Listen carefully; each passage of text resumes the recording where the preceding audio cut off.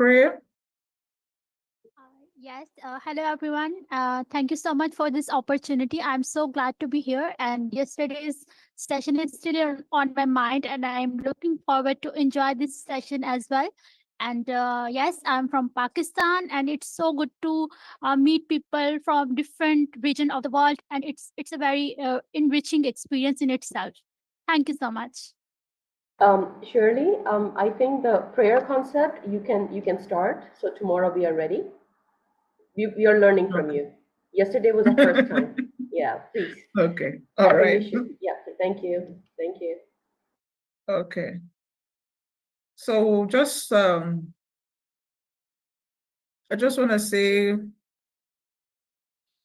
God, we thank you for the opportunity you've given to us to gather together and to learn. We understand that we are not here by accident or by coincidence. God had already destined that we connect through these platforms. We give you all the glory, and we pray that the grace you've given to us to contribute to the lives of others, Father, let it continue to abound within us and with us in the name of Jesus. We pray for more and more collaborations and partnerships as we move forward to becoming better in what you have called us to do. In Jesus' name, amen. Okay, so the next thing we have on our agenda is remarks by Dr. Lotus. So Dr. Lotus, please take the stage.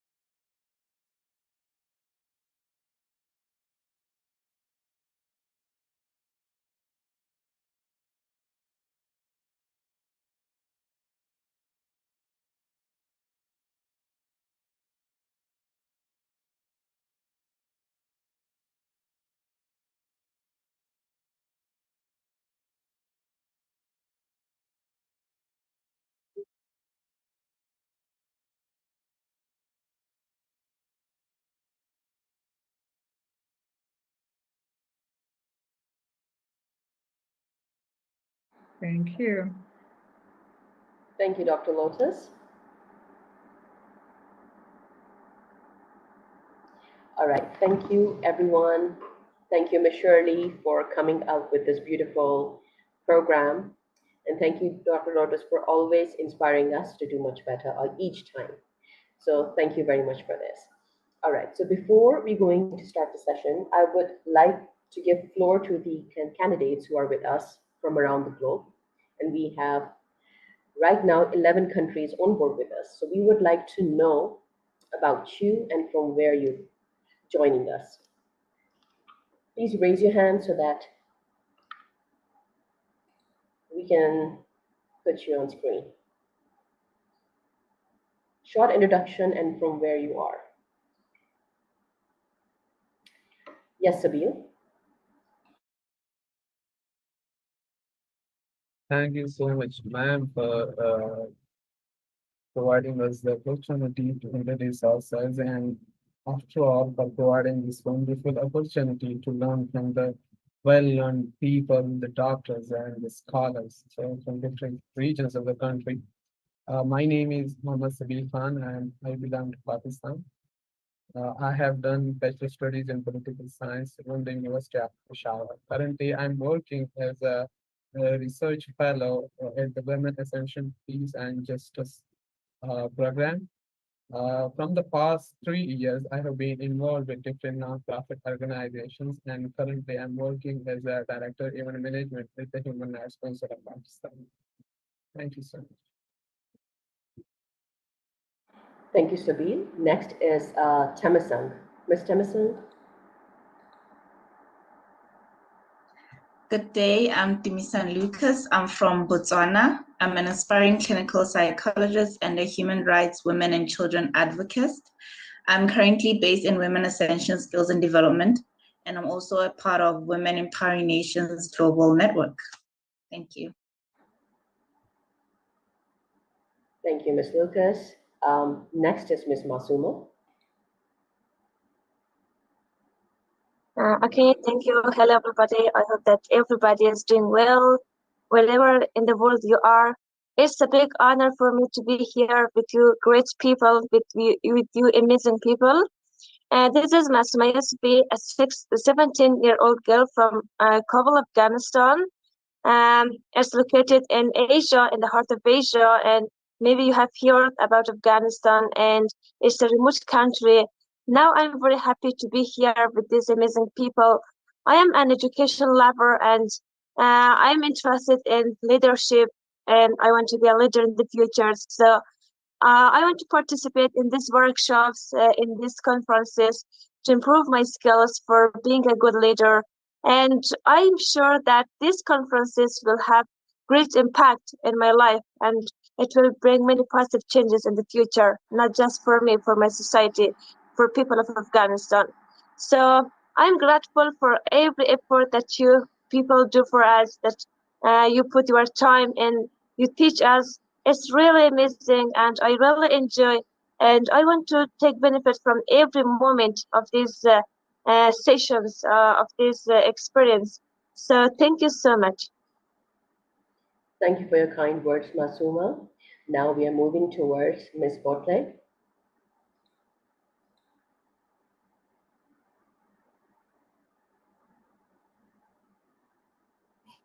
Okay. Ms. Patience?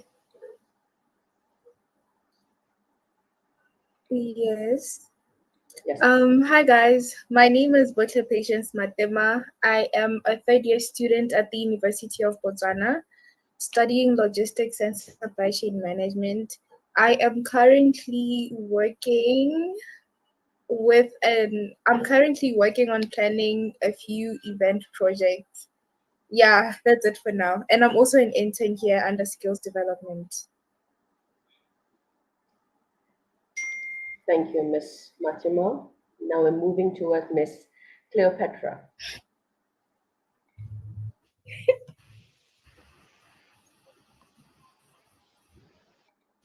Okay. Much.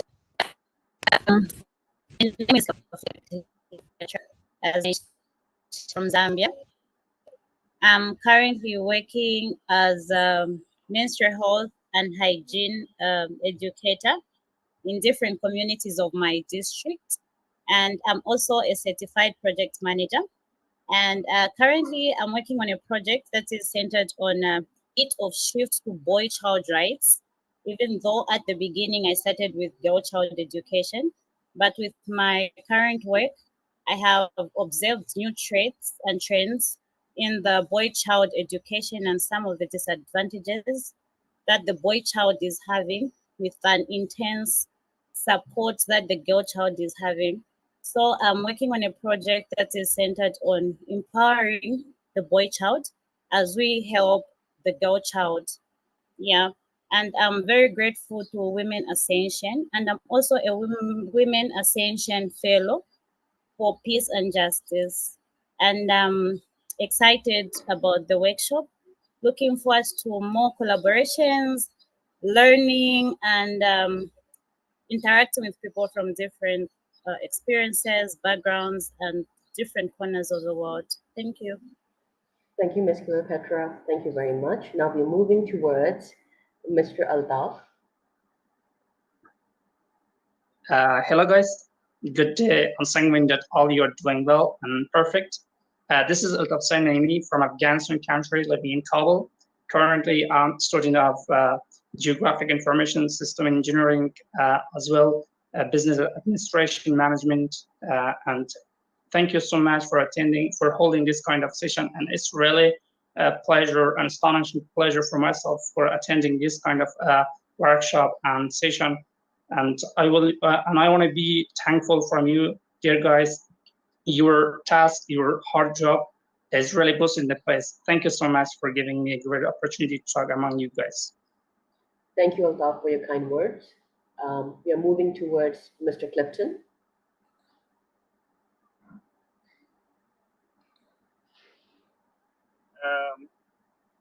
Hi everyone. My name is Beth. I am from Zambia. Currently working as the executive director for Center for Policy, and also a fellow at Women doing. We have a number of projects that we're working on, but prominent among them are doing refugee camps, especially after we identified the need among refugee children who come mainly from Swahili countries and also French-speaking countries. So when they arrive here in Zambia, there's usually a gap in terms of education because they can't get assimilated in Zambia. So we are currently building a school and a clinic. They should be able to access this access. Then also we are building to high mentors among refugees caused by the trauma they suffer from observing conflict or experience. We are building a trauma healing center in one of Zambia's biggest. And I want to appreciate for this meeting. I must say that that yesterday I learned a lot. Thank you. Thank you, Clifton. Have a safe ride. We're moving towards our next speaker from Afghanistan, Hamasa Sultani. Thank you, madam. This is Hamasa Sultani from Kabul, Afghanistan, but currently I live in Pakistan, Islamabad. I graduated from Law and Political Science, and before this session, I already joined in different conferences that related to their leadership and management. And I think that this opportunity has helped me to build my skills better and improve my skills that be a professional in this section. So thank you that take me this opportunity.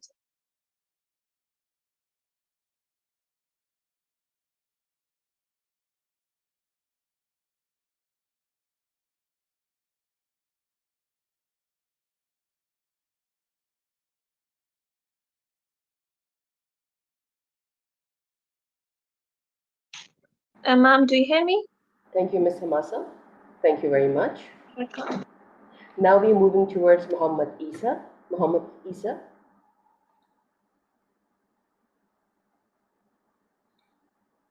Muhammad Isa.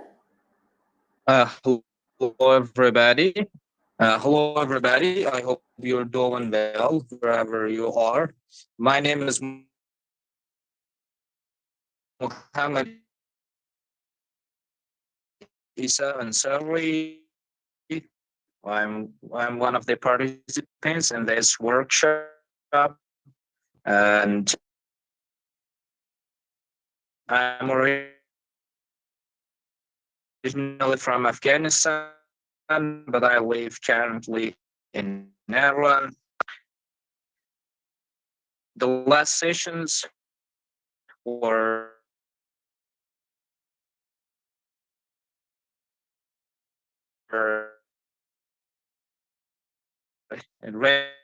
really beneficial for me. And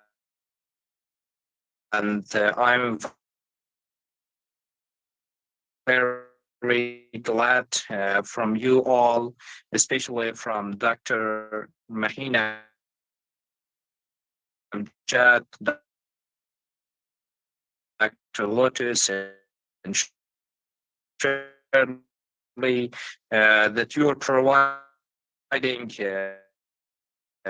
this kind of educational opportunities worldwide, particularly for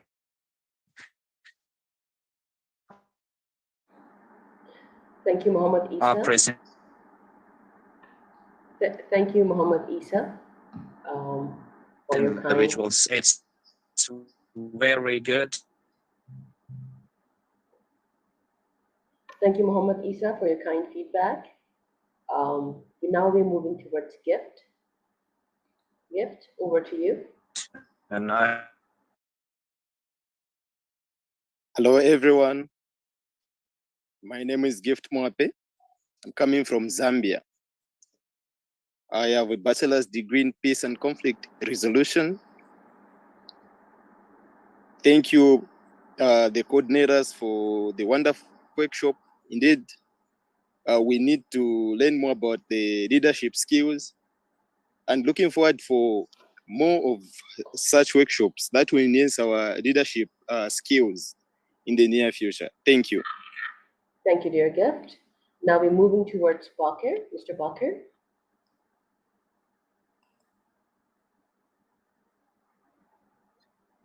hello.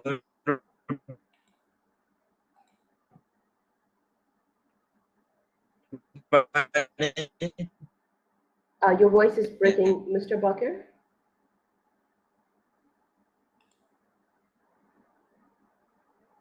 Yes.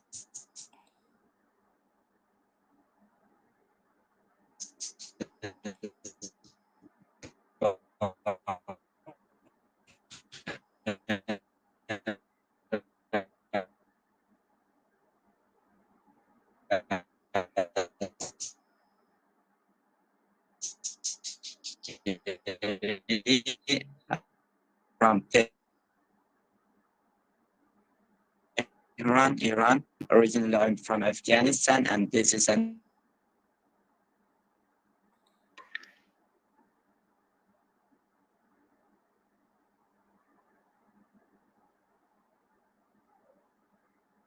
Mr. Bakir, we can't hear you. Can we move towards to our next speaker? And then we come back to you, okay? We're moving to Ms. Maham. Ms. Maham, over to you. Thank you so much, ma'am. Once again, this is Maham Hussain from Pakistan. And recently, I am in final semester of MPhil, and my major is biochemistry. And you might be wondering why I am here. I also completed my B.Ed in education. So that's how I can relate both art subjects and science subjects. So I crave for such spaces where we can easily communicate about social issues, and where everyone can share the beliefs and values, and this kind of spaces I crave for. So thank you so much for giving me opportunity to interact with leaders from all over the world, and thank you so much. I'm so grateful. Thank you, Mahambira. Thank you for your kind words. Now we're moving towards Elizabeth.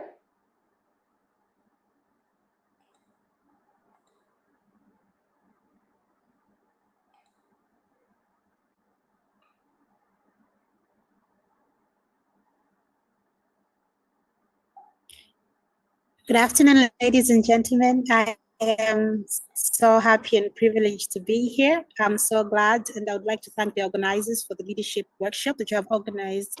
I'm very passionate about leadership and community service, so being here is a rare opportunity. I'm a fifth year medical physics student from Zambia, and I am also interning at Women Ascension in the Skills Development Platform. I am expecting to learn so much more and which leadership style I embody as we are on this workshop. I'm so glad to meet Dr. Lotus and all the other organizers.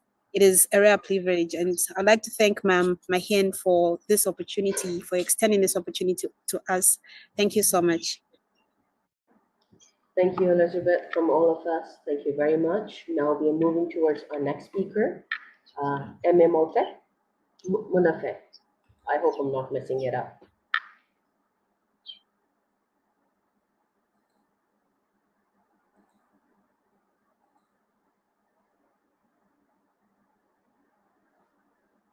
Good afternoon, everyone.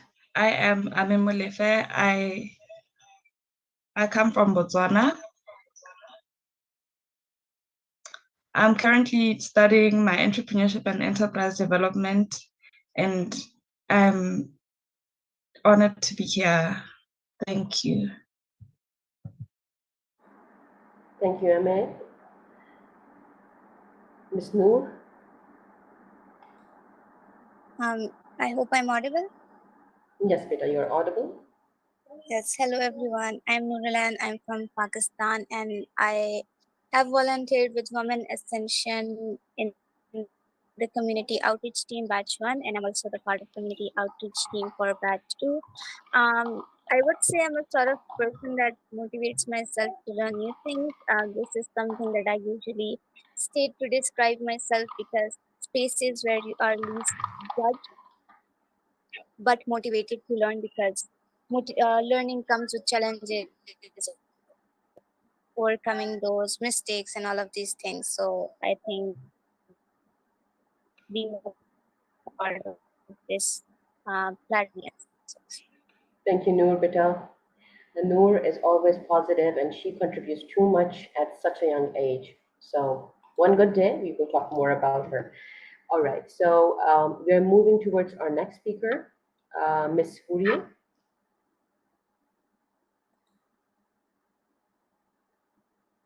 Ms. Huria, if you can hear me.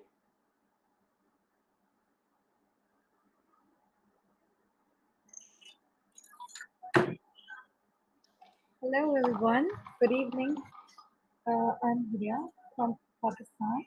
Currently I'm pursuing degree in English and I have completed various specialization in different fields such as HR and specialization in English and AI.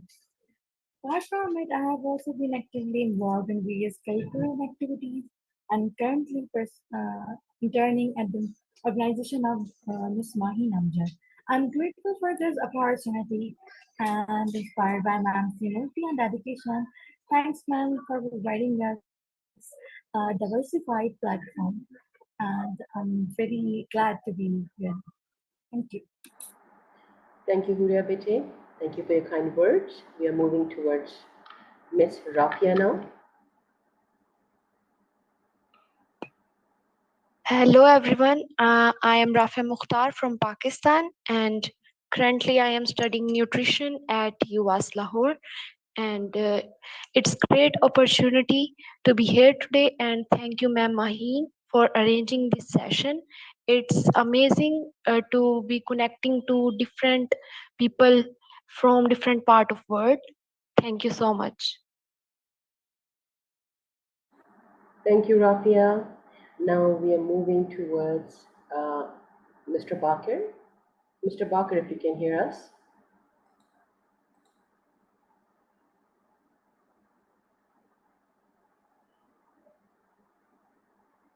All right, Ms. Farida, please take the floor.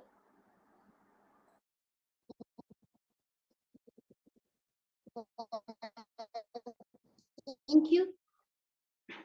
Thank you.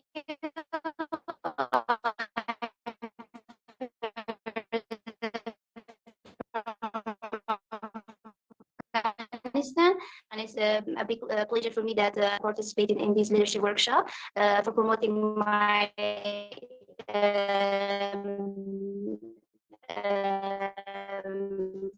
skills and field.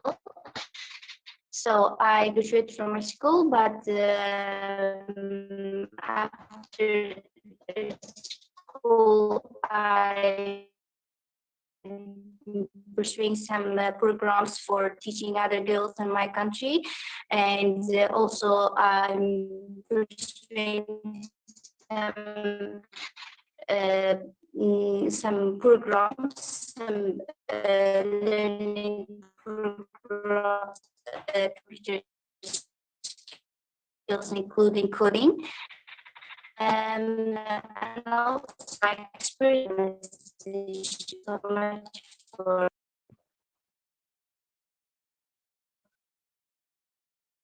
Thank you, Ms. Farida. If we have Ms. Nalishbo. Ms. Nalishbo?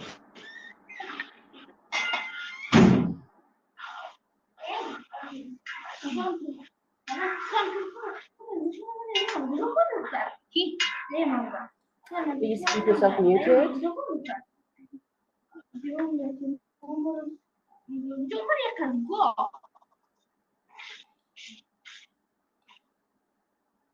Ms. Precious, are you with us? Would you like to take the floor? Yes, Ms. Dr. Agnes.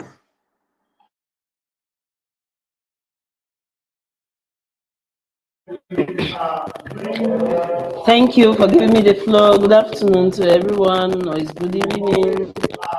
I am happy to be on this platform this afternoon. I'm called Dr. Agnes Hedrick Angwi, and I'm happy to meet other doctors, and I pray that we collaborate more better.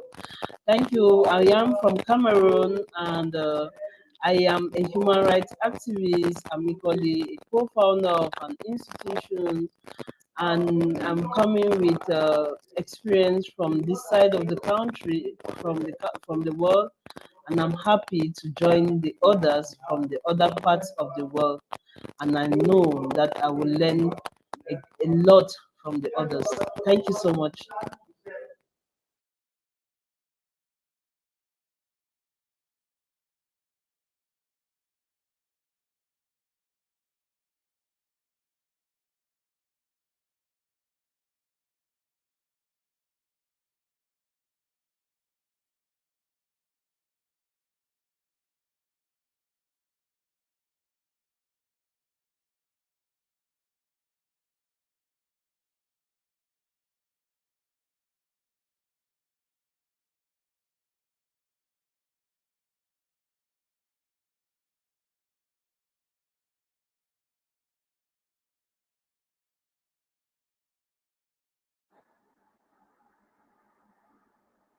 Thank you, Dr. Agnes.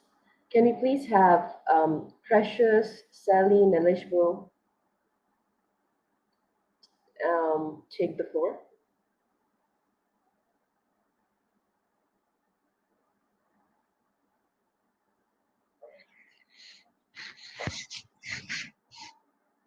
Hello, everyone. My name is Precious Navita from Zambia, and I'm excited to be part of this team.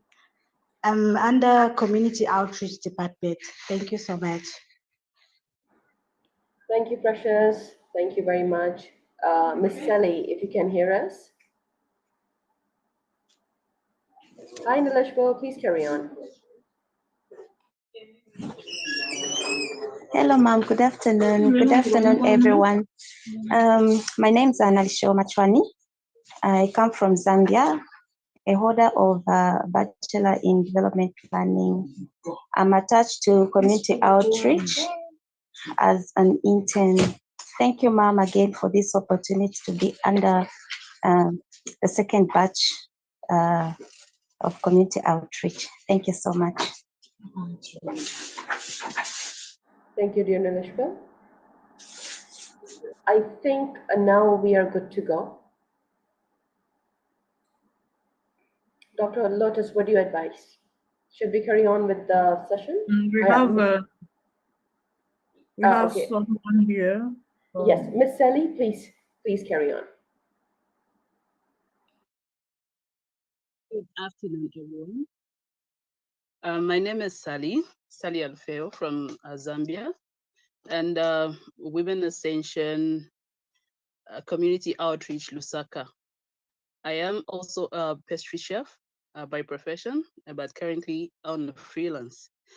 I'm so grateful for this opportunity that has been given to us, joining this meeting and also working for Women Ascension. It's been a great privilege, and being passionate about human rights, though I haven't done much in the area. I'm so passionate about speaking about human rights. So I had to join the Women Ascension, and I hope one day I will serve my community through Women Ascension, of which I am so. I believe it will be. Thank you so much. You are already, Miss Sally, you're doing exceptional on ground. So do not underestimate yourself. You're doing amazing. Thank you, Sally, for your kind words. And now we're moving towards Sarah. Miss Sarah?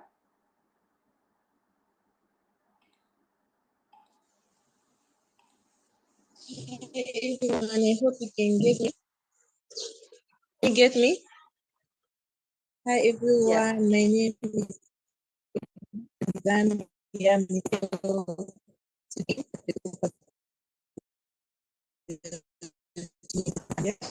I'm so happy to be here and I'm looking forward to working with everyone with you.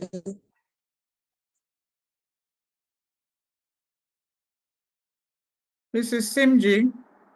Yes, Miss Let's Sarah. invite Mrs. Simji. Miss Simji? Miss Simji, please. Please take the floor.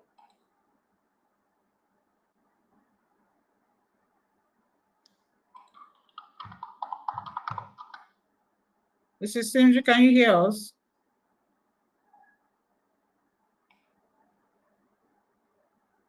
Okay. Maybe she's not there. All right, so we can call Pastor Atifa. Dorothy? Want to say something, Pastor Dorothy? Can we call Atifa till anybody else join because she wants to speak? I'll just introduce who I am. I'm Pastor Dorothy from Chicago in the United States, and I am an advocate for widows and women beyond life. And I am loving meeting all the people here, and hopefully at some point in time, I'll get a chance to be where you are to connect. Thank you. Thank you. Okay, so who else? Who else has not spoken? Miss Atifa wants to add up. She wants to add her introduction. So if we can give floor to Miss Atifa. Yes, Miss Atifa. Hi everyone, I'm very glad because I can join with you. It's my first season. I can join this opportunity. I'm Atfa Bakrian. I live in Kabul, Afghanistan. I can join this opportunity and I want to improve our skills and I can learn different things because we are different people and different countries. I'm really happy because I can join with you. Thank you especially for Mahin and Jet. Thank you, Beta. We have Miss Thesego Mabala, if you can join us.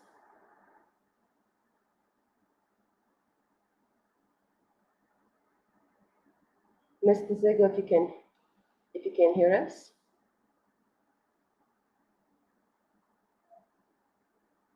All right, Miss Leah, floor is to you. Okay, Miss, I think. Thank you, Thesego.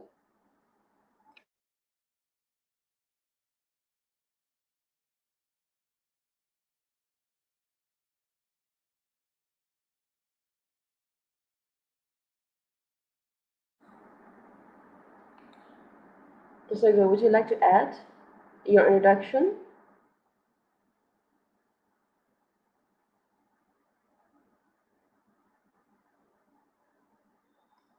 Okay, Miss Leah, please take the floor.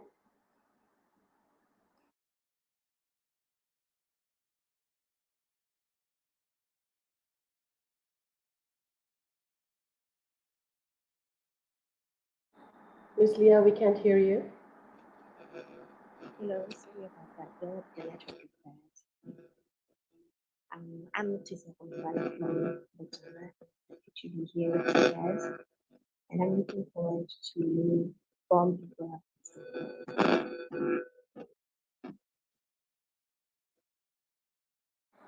Thank you, Miss Mabala. Miss Leah, over to you.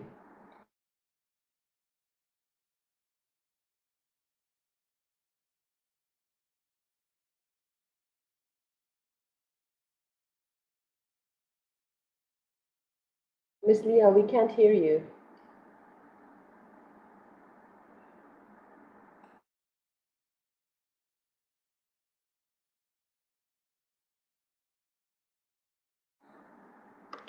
All right, Miss Shirley, over to you. If you have someone to introduce.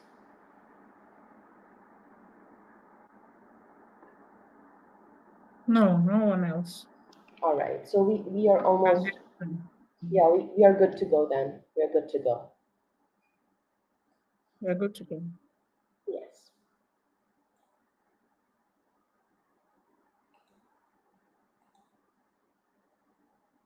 All right, so can we start with the team building session?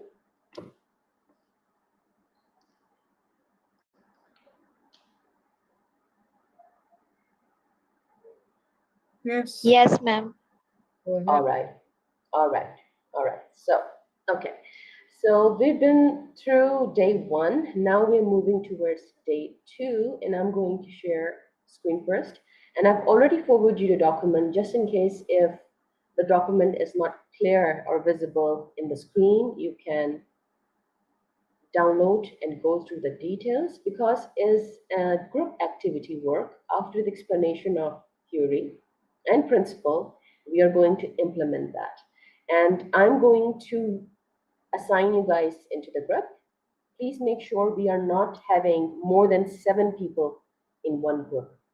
Okay? So if you see that in your room you have 1 person, leave that room and join someone who has less than 7 people in that group. So I hope it's understandable. If it is, please do thumbs up. If not, please ask me a question so that we are clear with step number 1.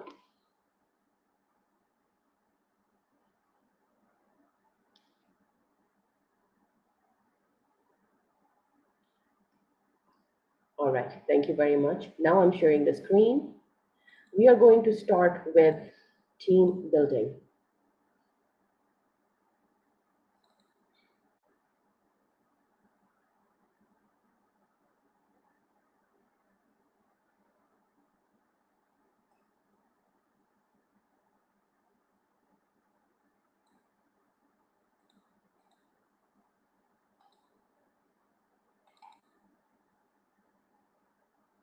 Please let me know if you can see the screen. Please confirm. Yes, we can see. Thank you very much. Thank you very much. All right.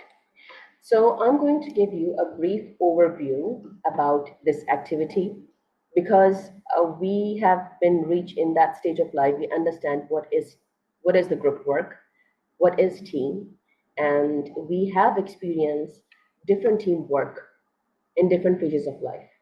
From education to field work, we have been through unique set of people with whom we have to come up with the project with a positive conclusion. So when we are working towards team builder as a leader, so there are certain aspects that you have to take care of. By reading all team building book, principles of management, principle of leadership, you will find certain core elements which must be necessary in the steps of leadership. And when it comes to leadership towards team building. So when your team building is not up to the mark, up to as asked per core principles, you are not going to achieve your vision, what you hold with your organization. So whenever you are building a team, what is necessary to understand that you are picking up those set of people who are in line with your vision. They understand the core value that you want to place in your organization and how they can make it better. So these are the aspects we need to look when we are looking for the individuals to join you. So when we are looking towards the core principles of team building, let me just maximize it more. So we are looking towards these six areas. You don't need to read a lot of theories, but you need to understand these 6 sets. So wherever you are, You need to find an individual who completely understands the vision, what you are looking for, why that person is appointed to do that certain role. Would he be able to take stand or come up with solution with understanding your vision for the organization? So we as one, we are gathered as a team to learn humanitarian workshop. Why? Because we have one objective: to find ways to smoothen our skills, to find more collaboration and networking. That's why we are sitting in together to find like-minded people, like-minded mindset. That's the clear objective you must have when you are reaching out or seeking other individual to join your team. Number two is open communication. Nowadays, one of the most difficult area that we all are facing is that there is no straightforward conversation. So if there is no straightforward communication, that means with time, any collaborative partner would mold their ways. The team leader or the team members itself, if they're not clear about their motives, that means it might damage the team itself. So you have to make sure you are communicating very transparently, very clearly, in easy words what you want. No diplomacy, no difficult words in that. Make communication easy, simple, so that they understand. Baby steps. During the conversation, when you're having business-to-business communication with each other, make sure your words simply define all the steps that a person is designated to do. What are the responsibilities? So if transparency is not there for giving and designating the responsibility, you won't be expecting any transparent dialogue when it's come to operational stage. So stage one should be very transparent when you're communicating. Every step should be very simple, communicative, and very efficient. Third point is trust and respect. Okay, so this is one of the things that I make sure everybody who's in my team practice that. Courtesy, respect, inclusion, respecting the differences, enjoying the beauty of diversified unity, and bringing in beauty of change. This is the key aspect of any organization for success: inclusion. And inclusion happens when you have gained the trust as a leader and they respect you by trusting you that you would take care of them if they are into mess. So you have to lead. Number four is conflict resolution. Please understand that when you have a different group of mindset working in one team, no matter how selective you are choosing the team, you will face conflict. You will face misunderstanding. So how you are dealing with both sides of the party, staying neutral, coming up with viable solution, it's very important. Please, as last time I've discussed, do not stand or show that you are biased.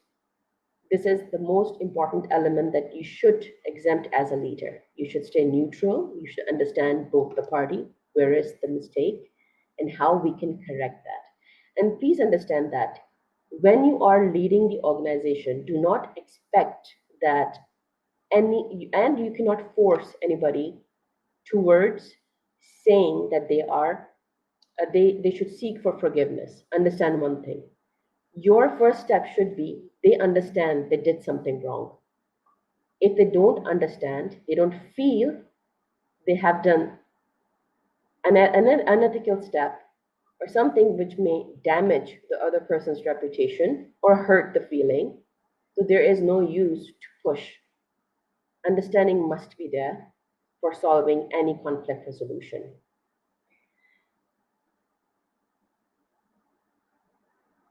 When you are building the team as a leader, you must understand where is your weak area as a person.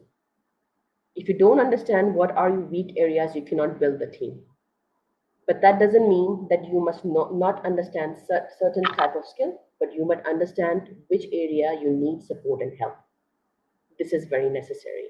For instance, you're not good at graphic designing. Maybe you're not good at digital marketing. Maybe you're not good with mobilizing.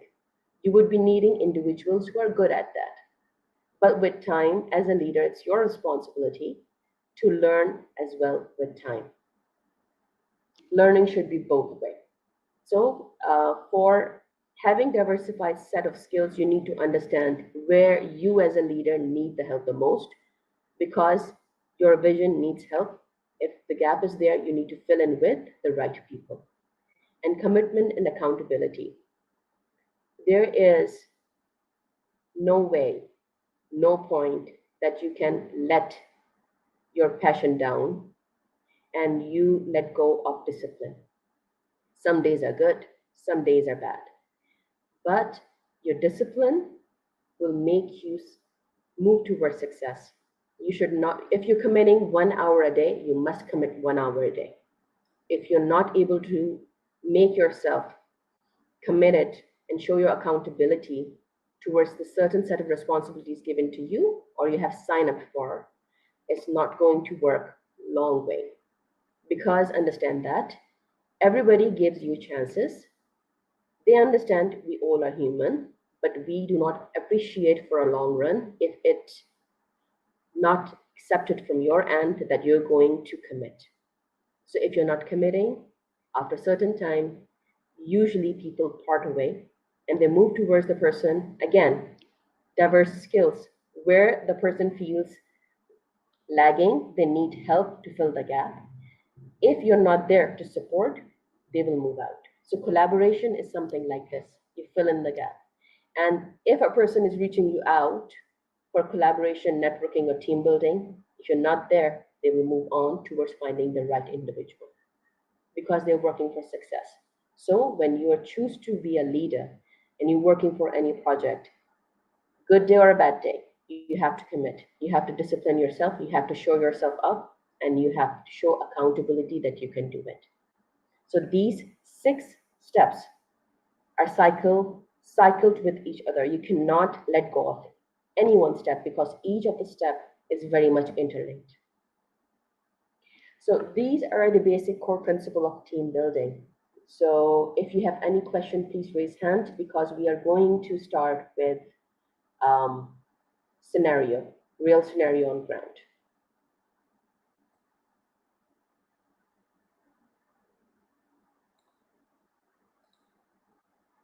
If you're good to go, can you move towards the scenario?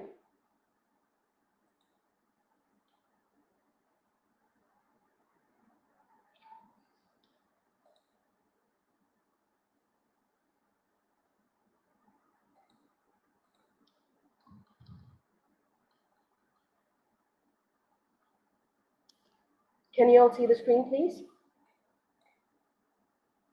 Yes, Yes, we can ma'am. see. Okay, now you as a leader, we are placing you in a scenario. Okay, the scenario is a severe natural disaster has struck a remote region. Your humanitarian organization is tasked with coordinating the immediate response to provide aid to affected communities. The team must create a strategic plan addressing the following areas: assessment of needs, resource allocation, communication plan, team roles and responsibility, and conflict management. So under each headings, we have placed exactly which area you need to address when you're strategically planning. So you need to look into this. So when we are moving towards the breakup room, what you need to do is these areas. Okay? Number 1,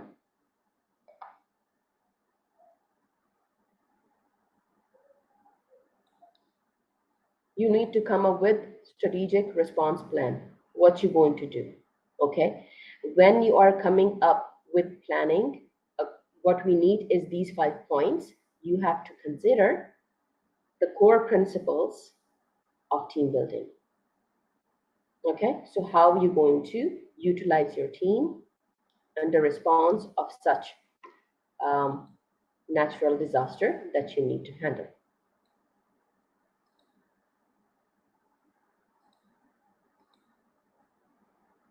So if you have no question, can I open breakout rooms?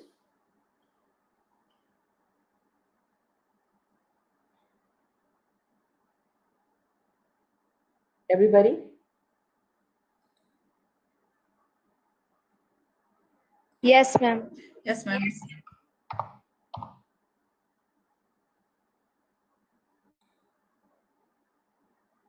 Go ahead, please, ma'am.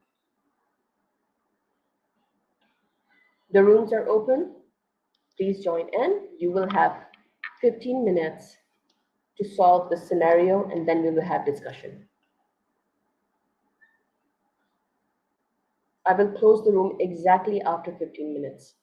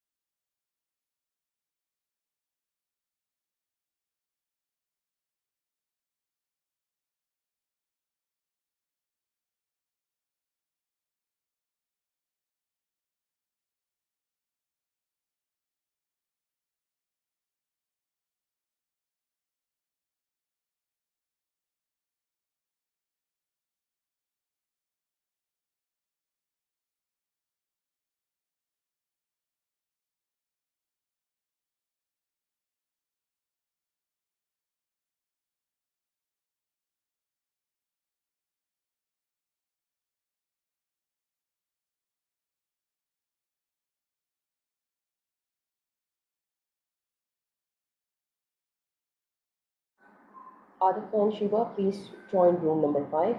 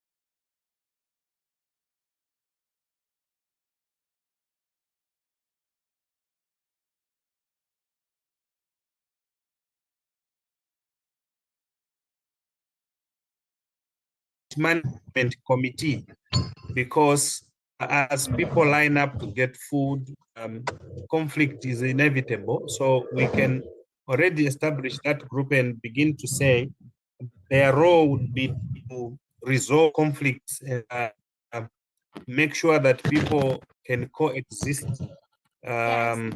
peacefully. So this is another committee that we can establish. I rather say also we need a security and safety department that is going to ensure that people are safe, whatever foodstuffs are procured are actually taken care of. So we establish that that will be their objective or their role.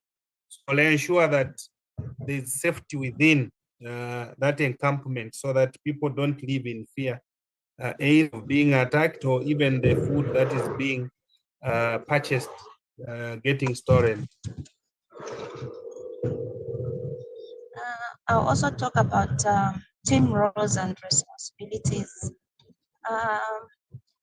We need to ensure that each department has at least even just one professional who is at least who has some skills over every department. If we talk about looking at someone taking care of food, we must have someone maybe under health department that can be looking at how is the food good? Is it good to be consumed? When we are looking at shelter, we should also at least have someone who has some ideas or skills on mostly shelters like tents. Someone has to have skills maybe to put up tents for the refugees, and in terms of transport also, we need to have at least somebody who has for someone to start organizing for transport, communication, and maybe transportation of the foodstuffs. We need to look at least someone who has some skill in administration to coordinate all those works.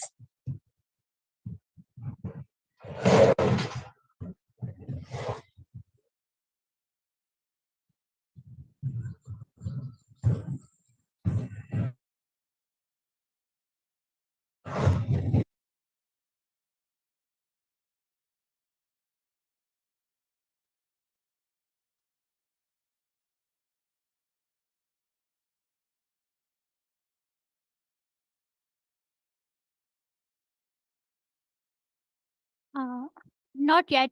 We didn't assign this to anyone, but we should do that definitely.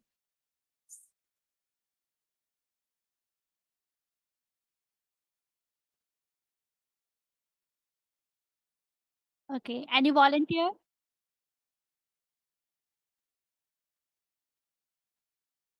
Clifton, do you want to go on the floor? Sorry, say that again. I missed it. Would you like to present our group in the main session for this activity? No problem. No problem. Okay, great. Thank you so much.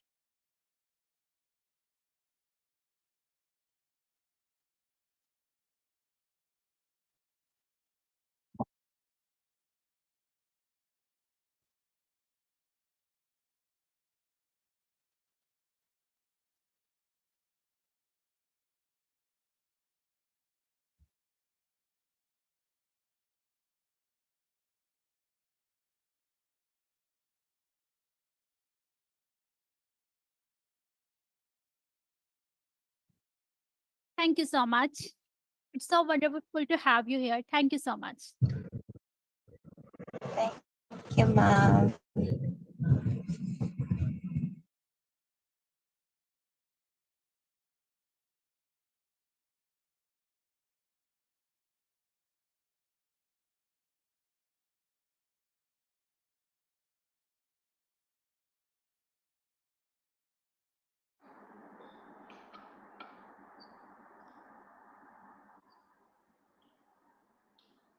Awesome.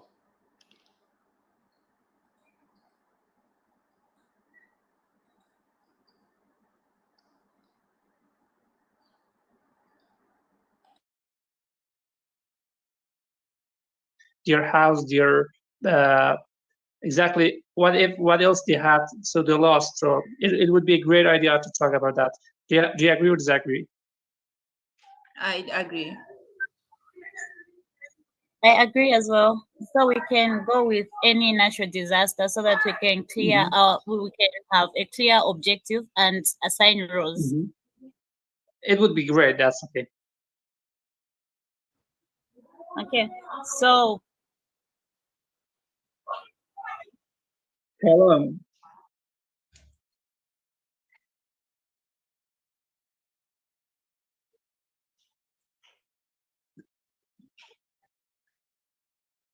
Yes.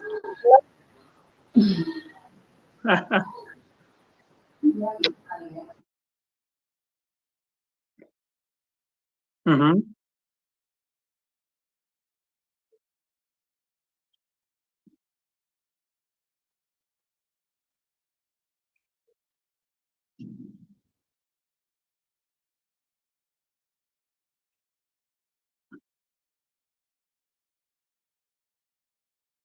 Uh-huh. That's okay. Okay.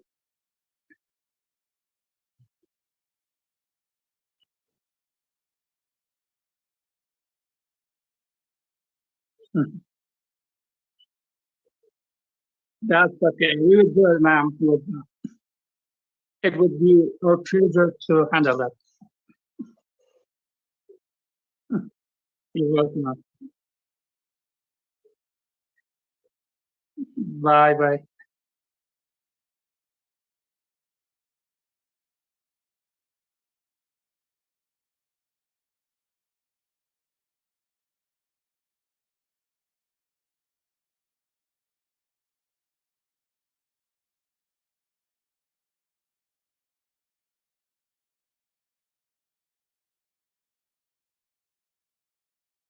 We have exactly 2 minutes.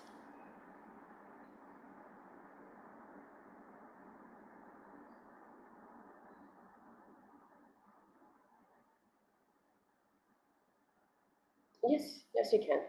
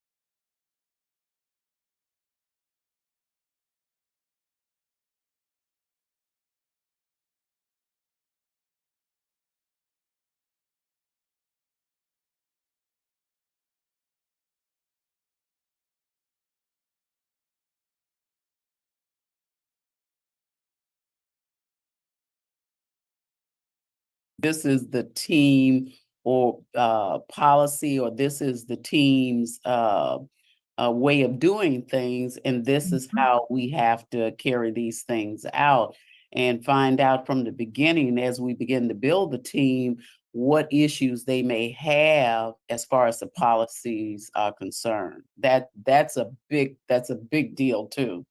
Yes, yes, yes. So, Dr. Lotus, you're coming in just a minute to us going out of here. You got 30 You have seconds, something to girlfriend. contribute? You're muted.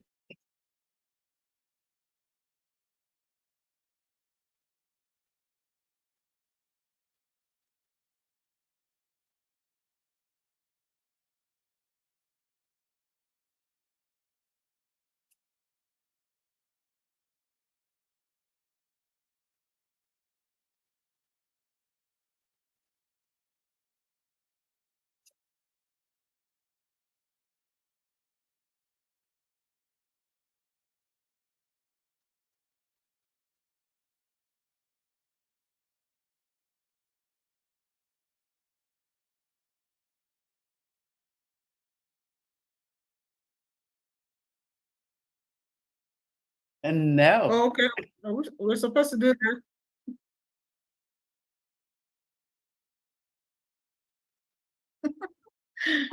I'll do it. I don't. Now, Pastor Dorothy will do it. I'll do it.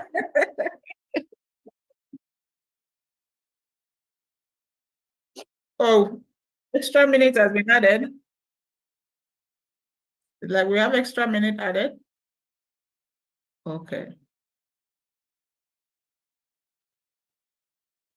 Yeah.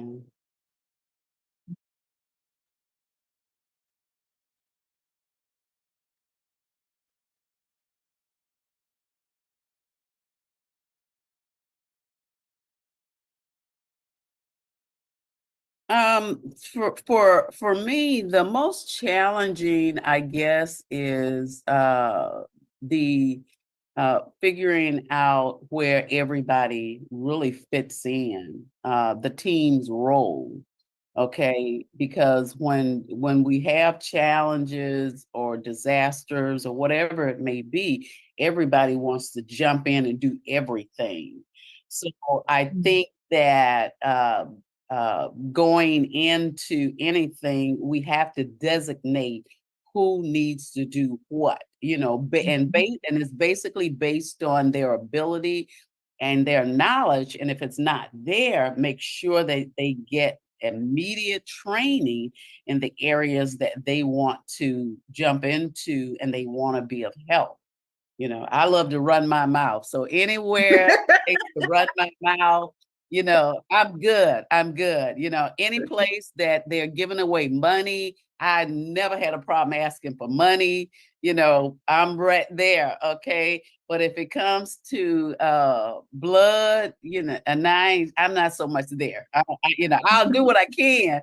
We do what I can we do it for our children, our loved ones, but that ain't me. So let me get somebody else trained for that one, So things like that. That's a challenge. Yeah. Okay, for me, I would just say, adding on to what Pastor Dorothy said, building a team for me has ever been about getting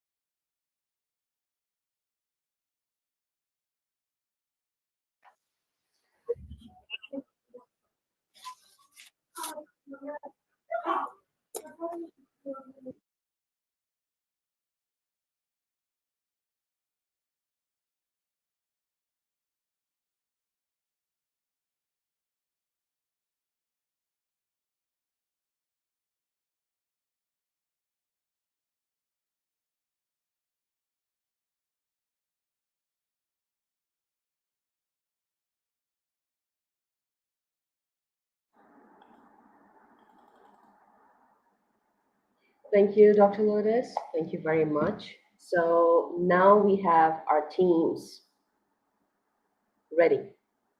Do you want me to call your names, or you have pick your team leader and And let's. Mama, so from our squad, Ms. Kaflo will talk. Okay, okay, that's great. Please raise your hand so that I call you guys accordingly, and let's share the strategies. I'm really excited to hear what strategies you have at hand.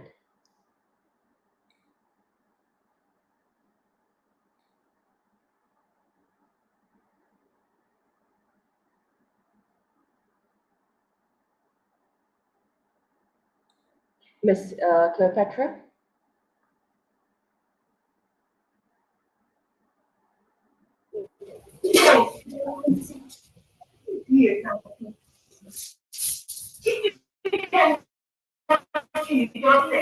Okay, thank you so much. Can you hear me? Yes, we can. Yes.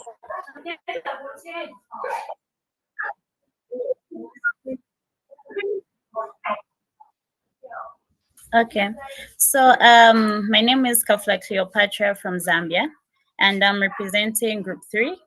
So according to the scenario, we considered the natural disaster to be floods.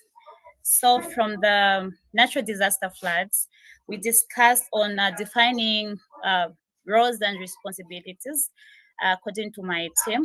And in our discussions, we have different expertise and skill set from the team members. So according to the expertise and their abilities and skills, we had to assign different roles because mitigating a natural disaster is a very big project, and it requires a diverse skill set. So we are to assign different roles and responsibilities according to the people that we have. So according to the natural disaster that we discuss, which are floods, we are supposed to have people that are working on in the medical department, people that are working with the community, people that are in touch with the community, people working in collaboration with other organizations, because this is a collaborative effort. And we also have people that are working with people supplying logistics and other different incentives in line with the natural disaster that we're looking at. And then when we talk of communication, we had to come up with a proper communication channel, because this is a long process that does not end in one day. And it's supposed to be in ascending order, because we have people that are working hand in hand with communities, and then we have people working with different organizations. So we had to come up with a proper communication channel, which is ascending, coming from communities, going to organization leaders, from organization leaders now going to the government, going to other organizations, so that we form a collaborative community. And then when we discuss on trust and respect, because of the communication channel that we choose, it is easy for us to gain trust from the community, as well as other organizations that we're working with, as well as the people that we're representing. Hence, we're going to build trust between communities and us, even other organizations that we're working with, as communication is key for us to reach a conclusive decision. And as I mentioned earlier, we're looking of assigning different roles according to someone's expertise. So due to these differences in expertise, experience, and skill set, it requires a lot of communication, because every person and individual on the team has different capabilities and abilities. Hence, it is very important for each team member to communicate on how they are moving and how they feel we should move as a team. So that's what we discussed. And on conflict resolution, due to the project size, because we're dealing with the community, organizations, and other people, it is very possible that we might not agree on certain decisions. And as a team, we discuss, it is very important for us to have people that are mobilizing when issues where differences arise, are readily available to mitigate such issues. Yes. And on accountability and responsibilities, we thought we as an organization working on this natural disaster, we have people that we are representing, and we're also working with other communities. And we saw to it that it is very important for us to communicate, to give feedback to people that we are representing, even to the people that we are working for, that is the community. So we're supposed to be accountable for every action that we are taking. For instance, if we talk of food supplies to the community that we're trying to help in this natural disaster, if there's a shortage of supplies, what happened, what caused it, and what is the organization doing about it? So that is where accountability comes in. Even to the people that are collaborating with us, we're supposed to be accountable because we're working hand in hand with different organizations. How are we using the resources that we've been given in order to help mitigate the natural disaster at hand? So that's where accountability is coming in. We're supposed to be accountable to the people that we are working with, accountable to the people that we are working for, because feedback is very important for us to meet the milestones of the project. And every team member, since we are coming from different departments, we are assigned according to the experience and the skill set that we have. There is supposed to be commitment, because if one member of the team is lagging behind, it means the whole team will not be able to move forward. So in this essence, it is very important for each member to commit to the assigned task, because if one team member is not making progress, then definitely the entire team is not making progress. So to commit is very important for each individual in the team. Yes. And I think that will be all from group 3. Yes. Thank Brilliant, you. brilliant work, team Cleopatra. Brilliant. You guys have covered literally all 6 important core area of managing the crisis. Lovely, lovely. All right, so we are moving towards Pastor Dorothy. The floor is for you. Yes. So we chose shelter as one of the things that we needed to address. And the first thing we talked about is making sure that our team knows what our policy is when it comes to addressing shelter for those that are standing in need. We also talked about making sure that we had the right resources for the people. The children may need different items in order to keep them busy and not have their mind on what the disaster may be from house to house, making sure that the husband has whatever supplies that he needs, and also communicating to them. We found out a lot of times when there are men involved, even though they're in the disaster, they want to get back out there and they want to help somebody else. So having someone set aside to address these issues, not only talk to him, but talking to the children, talking to the mom, if there's a mom in the house, and making sure that we've addressed all of their needs so that it doesn't become a volatile issue within the family because of what has happened. Then we talked about making sure that we talk to the people in our team to make sure that everybody is not trying to do the same job. We each have gifts and we're trained in the various things that we need to do, and making sure that everybody follows through. A lot of times when an emergency comes up, everybody just jumps in. It doesn't make a difference where it is. Let me just get in here. And we got to make sure that our team is doing the job that they've actually been trained for and not trying to do something that they don't know anything about.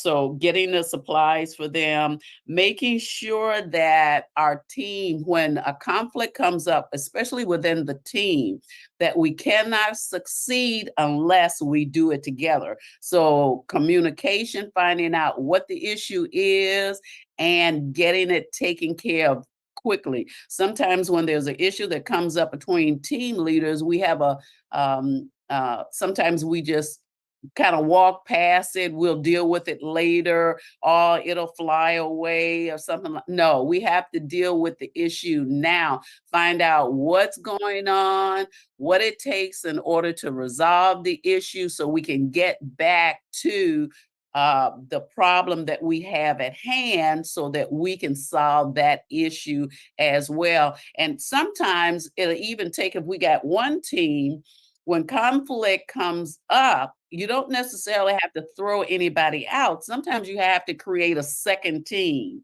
and you put one in one team and one in another team because what they have may be so valuable that you can't afford for them to walk away. And that's what we talked about. Thank you, Pastor Dorothy. Thank you for sharing your knowledge. It's you know exactly, and we all know that's excellent. That's beautiful. Thank you again. Now we have Masuma. Dear Masuma. Yes, I'm here. Thank you so much for giving me the chance. I am the leader of Group 1. So we had an amazing discussion, and I want to tell you that the strategies that we spoke in our group and we decided. So when developing a strategic response plan, team members should incorporate core principles of team building to ensure effectiveness and cohesion. So here are some structured and approach integrate that can help us to improve the principles that was mentioned in the discussion. So my and team members, we had some amazing discussions, and then we decided which key strategies or which strategic plan should we use to help people who are facing with many disasters in some communities or in some regions that they really need help. So first of all, we discussed and we talked that assessment of needs, it will be the most important thing that we can do to help those people. So I asked my team members that if you have experienced anything or any disaster like this, that they said that yeah, some people from Pakistan they experienced, and I myself in Afghanistan nowadays, unfortunately, we are experiencing this kind of disasters. So we have a proverb which says that one eyewitness is better than 10 ear witnesses. It means that once when you see with your eyes, it's better to make decision. Because of this, we see that first of all, we should provide the priority and the most accurate things which is needed for people, and we must determine what is the most critical requirements like medicine, medical aid, food, water, shelter, or anything that can help people to be survived. And then some team members, some people from my group, they say that resource allocation is also important for helping those kind of people, like giving the limited resources at our disposal. Efficient allocation is crucial, and we need to make ourselves sure that our personal and the supplies that are utilized where they are most needed maximize the impact of our force.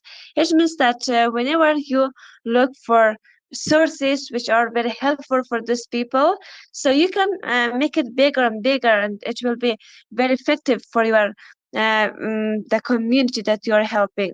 And the third one was communication plans. So whenever you have an effective communication with the other people, with the government, so then you can have some connections with NGOs which will help those people.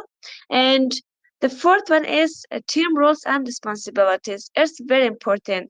You know that in some places there are many people. They are the rules. They are the leaders, and they had to help the people who are facing with challenges, but unfortunately they do not take the responsibility to help these people, and then because of this reason they fail the project that they are doing. So this is very important, taking the responsibility, which everybody should take care.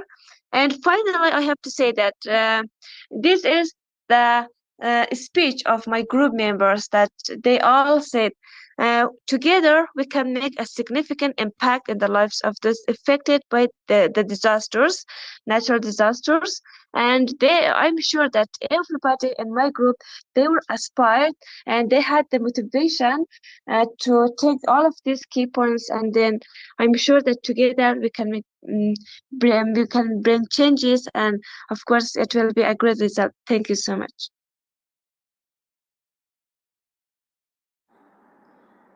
Thank you, Masuma. Very well delivered. Very well delivered. Thank you. All right, now we're moving to Elizabeth.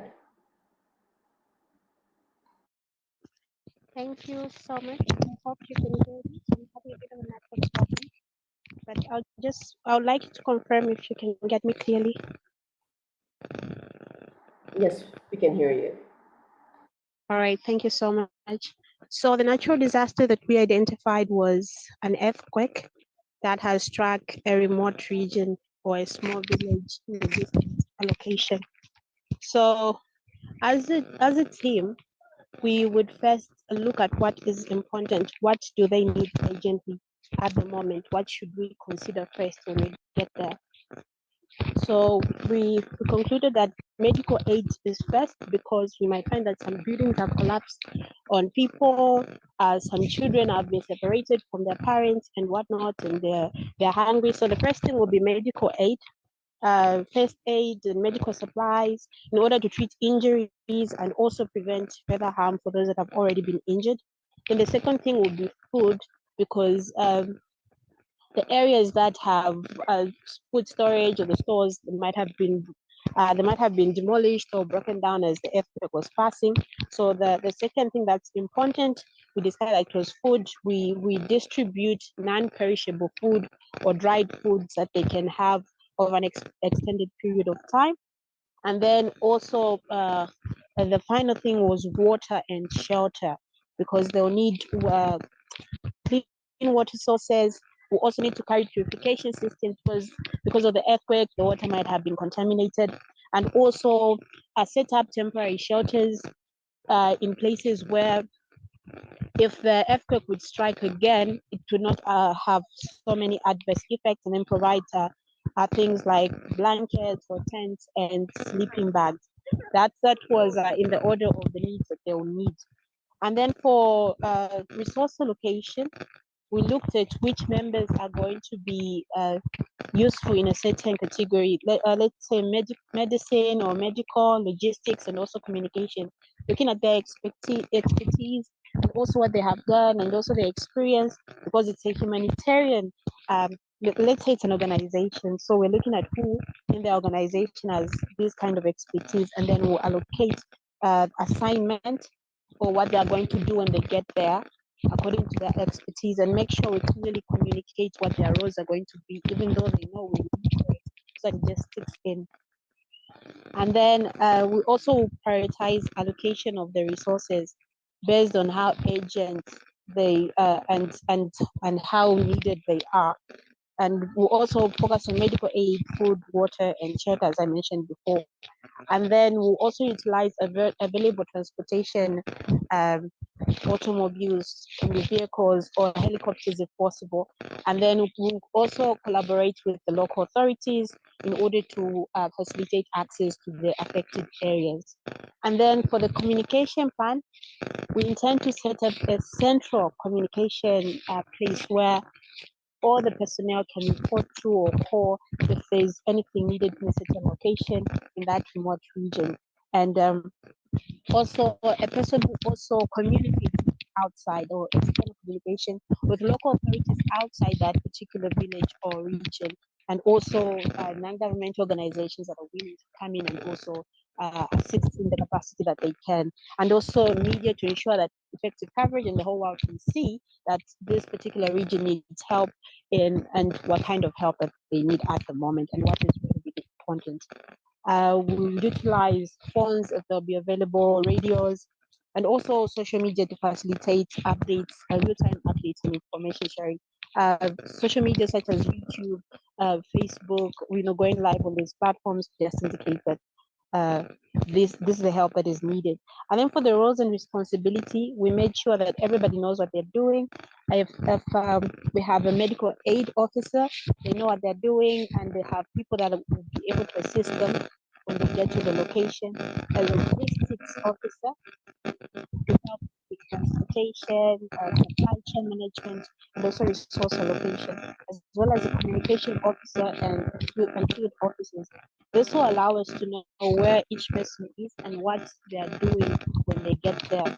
And also, these are the people that are central, such as the logistic officer. They will have people that are helping them, but there'll be a point of contact for us to understand and know what's going on and what's needed at the place of the disaster. Thank you so much. Thank you, Elizabeth. Very well said, very well delivered. All the points are clearly elaborated. Good work as a team. Really good. Okay, so we all have come up with conclusion, and I'm really proud of you all. You guys are exceptionally doing good. But one more thing I would like to add.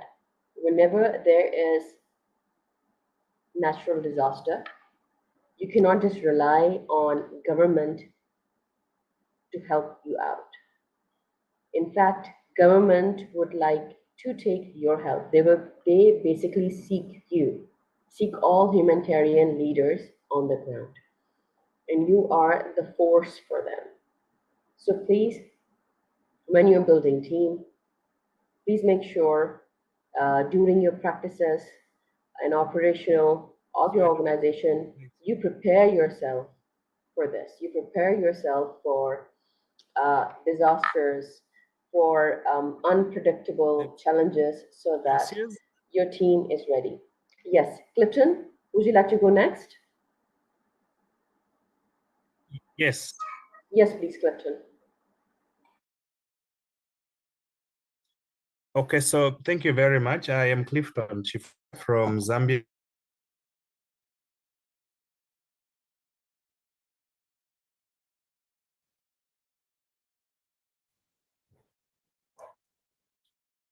Yeah, so my team, we looked at how a response team can be constituted to go and respond to the disaster.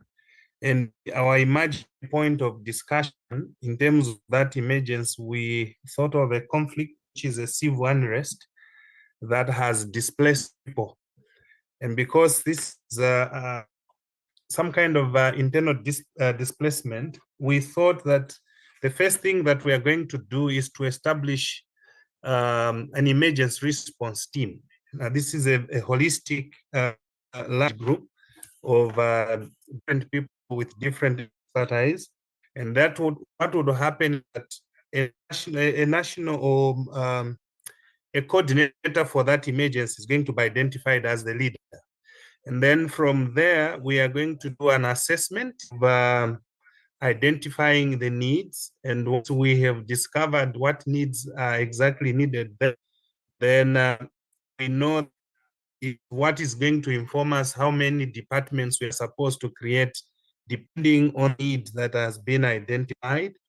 And then the same assessment is also going to inform us in terms of prioritizing resource allocation, which, for example, age group would need more attention because a conflict affects more women and children.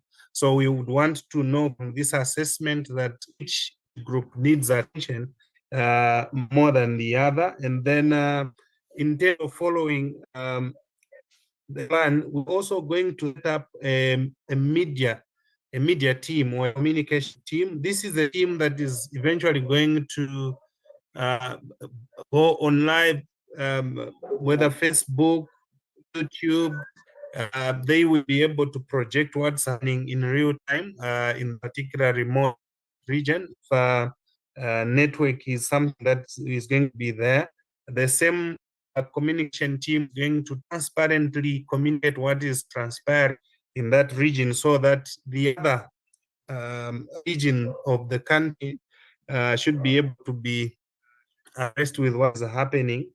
And then that is happening, we will also set up a conflict management committee, because we realize that resource allocation or just people who have been displaced, they are actually living anger and kind of trauma. So we want to find a committee that is going to be managing the conflict so that the escalation does not get out of hand, something that can be kept under control.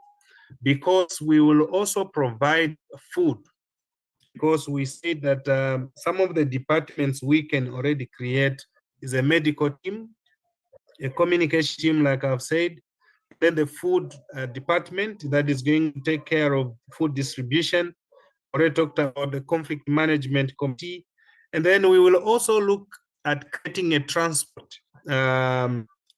team, which is going to be in charge of emergency vehicles, such as ambulances, because some might have been injured or even others dead in that conflict. So we want to leave that particular committee a way of sharing roles and responsibilities.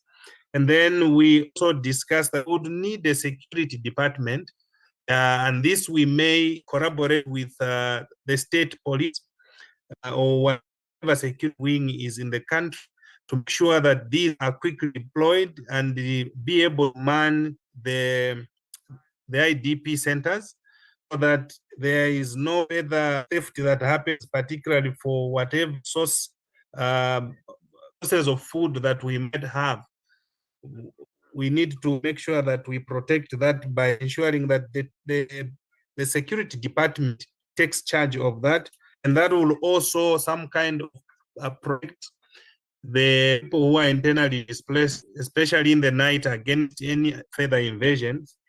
We'll make sure they are protected. And what we also said is that in each of these teams that we have created, there must be one expert who is trained in that particular department. So if it's a medical team, we must have a doctor to take a lead, because this is the person that should be able to coordinate and further give roles to the team members of that particular department.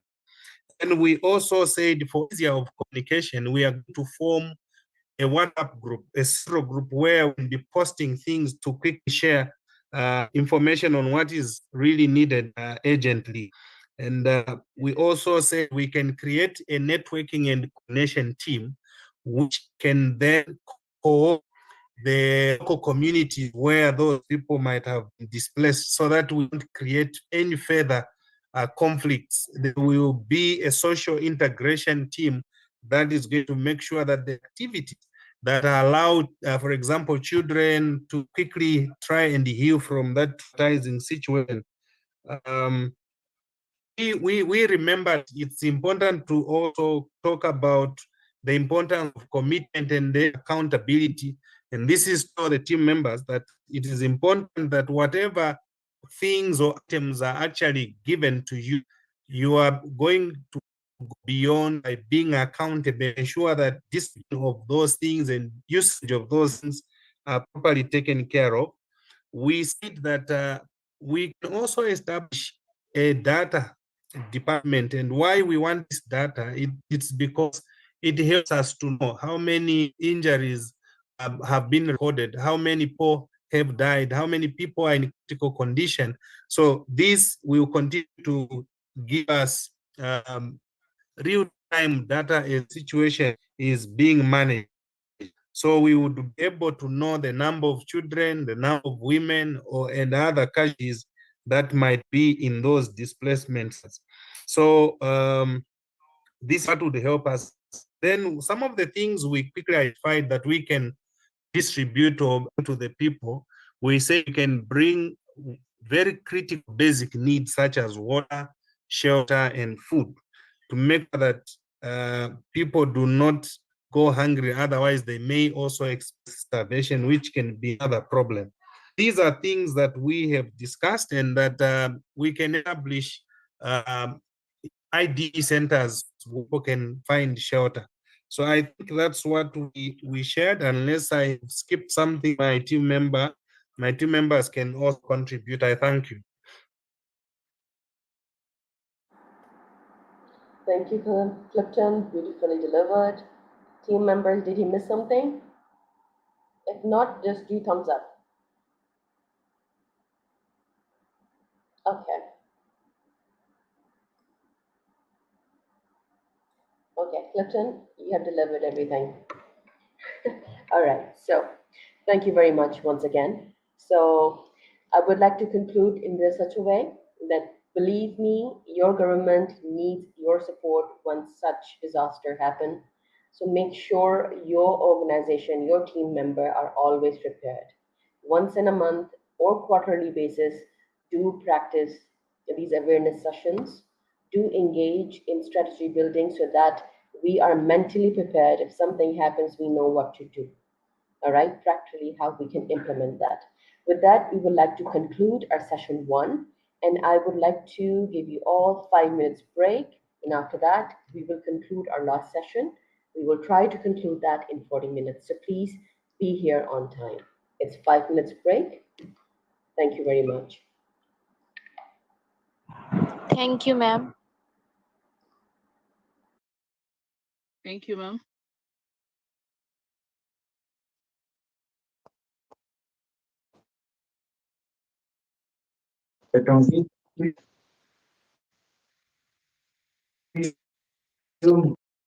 Thanks.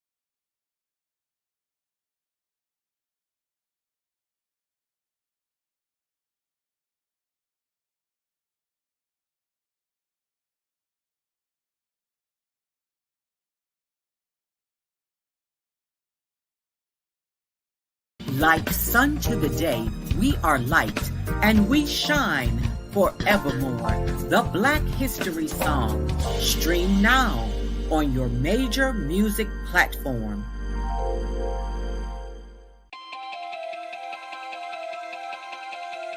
Could you live without income for the next year, 2 years, 3 years, maybe even 5 years? You might be thinking, well, that's a silly question. Well, is it? What if some medical event occurs in your life where you no longer can be the superstar in your household and generate that income? Or what about a planned event where your income comes to a sudden stop? Perhaps your employment has been terminated or your business has ceased operating. Are you prepared with a backup financial income? Or what about those voluntary events in life where you decide it's time to disconnect, perhaps retire, stop working? Do you have a backup income plan or something in place? I'm Sabrina Protic, your financial coach, helping you develop an income plan. Your financial tomorrow depends on what you do today. Connect with me for a bright and secure financial future.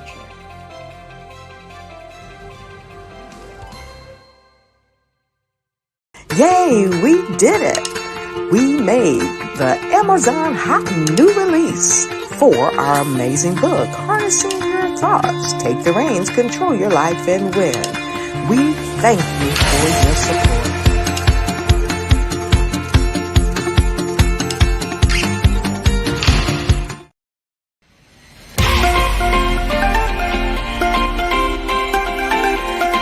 Did you know that entrepreneurs all around the world just want to be seen, heard, and provide great service? Well, I know that there is an expo that's going on to help entrepreneurs all around the world do just that and much more. Hi, I'm Dr. Lotus Roche. I'm the CEO of Lotus Roche Life Coaching and Consulting, along with being the show host of the Lotus Roche Ignite Show, news you can use and bring who you are. And today I'm bringing to you some amazing information about the Black Business Expo USA, hosted by none other than the remarkable Dr. Eric Kelly. And I welcome you to jump on board this wonderful train that is helping unite businesses all across the planet during the Black Business Expo USA. Here's a word from the CEO of the Black Business Expo, none other than Dr. Eric Kelly. I'll see you on the other side.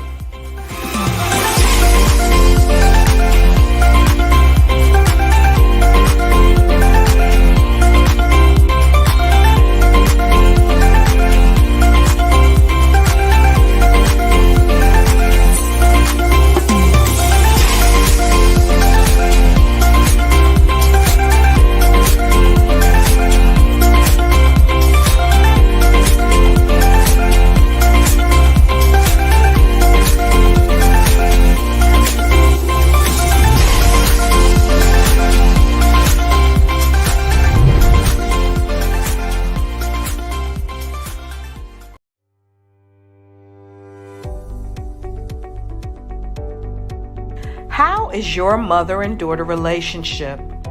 Are you one of the millions of mothers and daughters experiencing difficulties in your relationship and don't know how to put it back together again?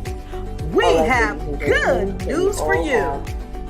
The Mother and Daughter Television Network app has finally arrived, and it's designed with you in mind. This amazing app, created by Dr. Bessie Fletcher, a Christian clinical psychologist, has worked with mothers and daughters around the world for more than 25 years, helping mothers and daughters reach the pinnacle of success in restoring their relationships, and so can you. Start creating your mother and daughter relationship today. Go to your app store and download the app now.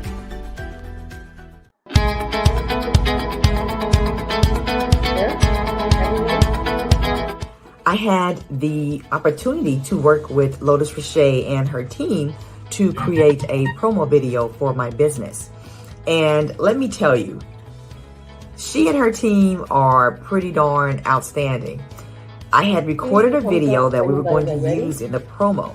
And during our meeting, they actually walked me through what worked in the video, and they provided suggestions for improving the video so that I can actually capture the audience and the clients that I want and the people that need my services. They actually told me what I could add to the video and how to set the entire thing up so that when people watch that promo, they will come away knowing who I am, what I do, and why they should contact me. So if you have the chance to work with Lotus Richey and her team, you are not going to be disappointed.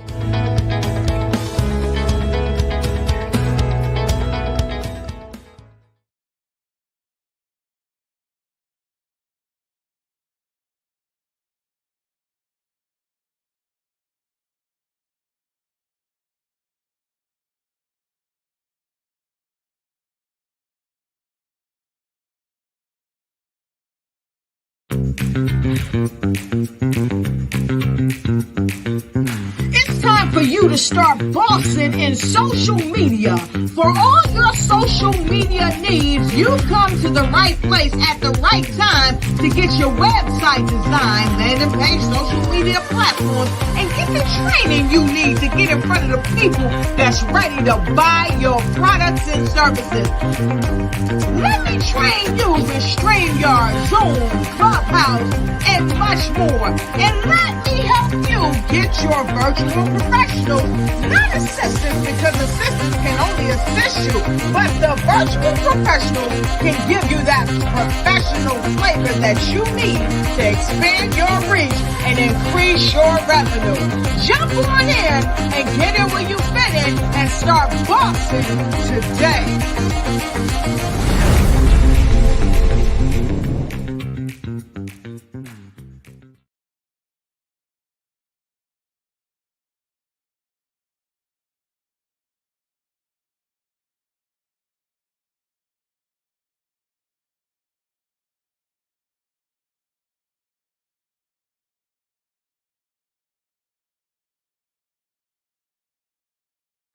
That's great. I see a lot of response. Okay.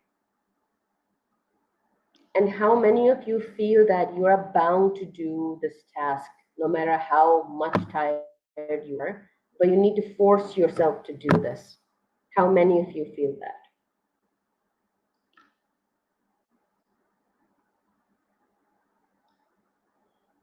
Okay. And how many of you, as a team work, in a group work, you feel like if you slow down, you won't be able to achieve the results? So you have to push yourself.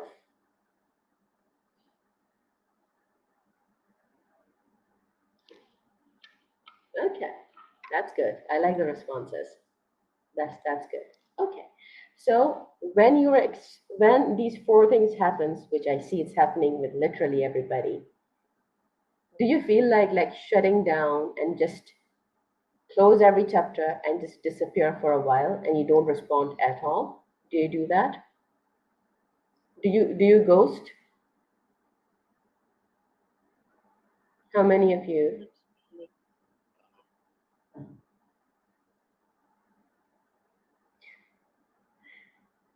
Okay, okay. I see few hands. That's good. That's good. Okay, so you know, when you are being pushed a lot, and then basically nobody's pushing you, you are pushing yourself, and then you're not disciplined. What is your time and what is the work time? You won't be able to do justify to yourself, to your health. And you know that if you are exhausted, you won't be yourself, your true self, and you will affect the team. And anybody can explain me this point when I say that you won't be yourself and you will affect team. In which way you will affect the team? What do you understand by that?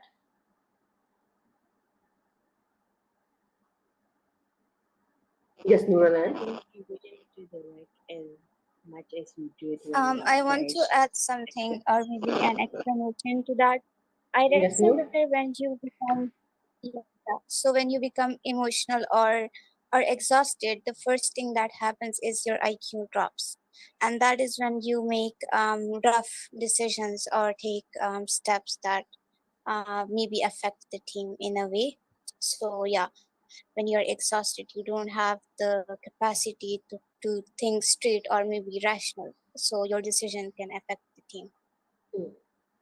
Yes, Noor. Yes, Noor. That's one part of it. Miss Mabala, you were adding something? Yes, I was saying that when you're burnt out or feeling pressured, in your life.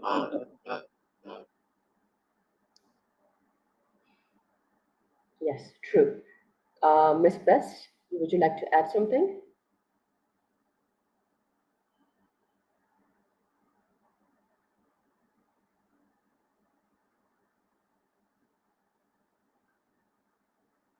Okay. Miss Masuma? Yes, ma'am. Thank you so much. In my idea, whenever we are exhausted and we do not have the potential to continue our work or to do our project, it strongly affects our team members because maybe you take the most important part of your project and then when you do not focus on that, it will cause you to only not you yourself, you do not feel your members, your team members or your friends, they will also fail and they will not be succeed. As I myself experienced once we had to do a podcast for our college and then we had to work together and everybody had the responsibility to do one part. And then when everybody took responsibility, we had a great podcast at the end. So of course, everybody should be energetic and effective and also positive. Thank you. Thank you, Masuma. Yes, Mahu? Thank you so much, ma'am. In reference to your question that why do I feel this responsibility that if I am not active, then every member will become lazy. So because I have experienced it at university level where I was part of the presentation and whenever I felt lazy and I felt sick and I was disappeared for some time, so there was no one to ask and discuss the task. So always it was my responsibility to keep the group active. So now it became it became a habit that if I will not be interacting much, so everyone will be become lazy and the project will be affected. True, true. One man show, you know, a lot of pressure on you happens. Yes, true that. Yes, Elizabeth. Thank you so much, Mama Hin. So I experienced burnout when I was president of the Mulungushi University Physics Student Association. I used to feel as though everything was my responsibility. If I'm not there, then things will not happen. And then I realized that if you're exhausted and you want to put everything on your plate, you become a liability to the organization of to the people that you're leading because you are tired, so you're not creative enough. You're exhausted, you have too much on your plate, so you're delaying other projects and other things that need to be moving. So as a leader, I feel it's important for you to learn to delegate tasks and also to take some time to take care of yourself. When you're exhausted, maybe take a day off just to, relax. That way, when you're back, you're more energized, more creative, more innovative, and you are ready to lead people properly. You are not in your emotions. Because when you're so exhausted, anybody who says anything wrong or gets on your wrong side, you're prone to even, shout at them or just make them feel as though they're not part of the organization. But you as a leader, when you prioritize yourself and you take care of yourself, you come back more energized and you add to the organization or to the people that you're leading better, and they're able to emulate you and learn from you. Thank you so much. Thank you very much. Ladies and gentlemen, there's one saying which says, there are some things you can control, there are some things you cannot control.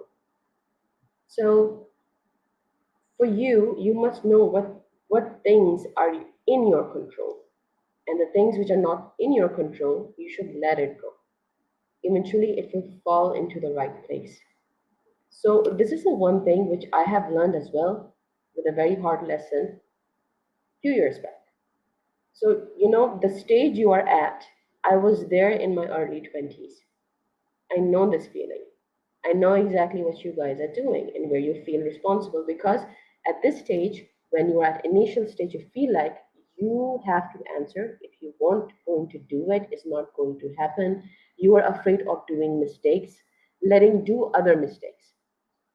All right, and what happens? You feel like, oh, if I let this person do this task, what if he or she will slow down us, slow down our progress? So when these things are happening, that means first you don't trust your team. All right. So if you don't trust your team, that means you have chosen the wrong people. Yes. So when you're building team, you have to leave your emotions aside. You have to choose people according to their diversified skills, their attitude towards your vision, your plan. So when you start choosing the right people, the right perspective, people, you will know exactly these things won't happen. That's number one. That's my piece of advice. All right. Number two is that, let's discuss. So when you are actually burned out, what do you do? In your early 20s, and I see a lot of people in their early 30s, please share, when you are actually burned out with your teamwork, what do you do? What do you choose to do?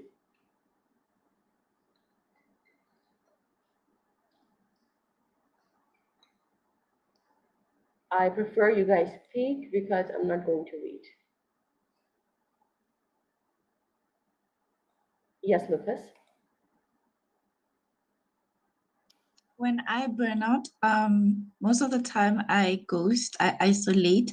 I used to segregate my Saturdays to just bed rotting, no speaking to anyone, no going to my responsibilities. I'm just isolating. It's self-care day.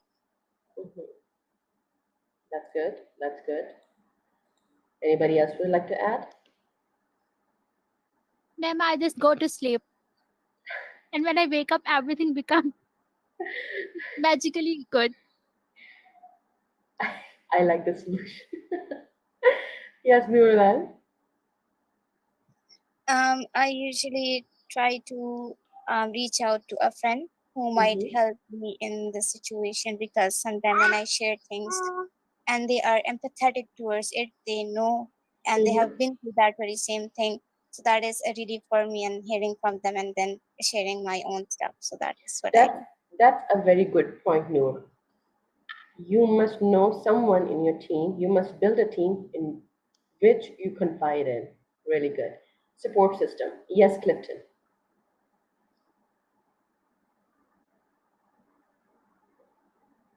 Yeah, Yes, so Clifton. when I am faced with such situations,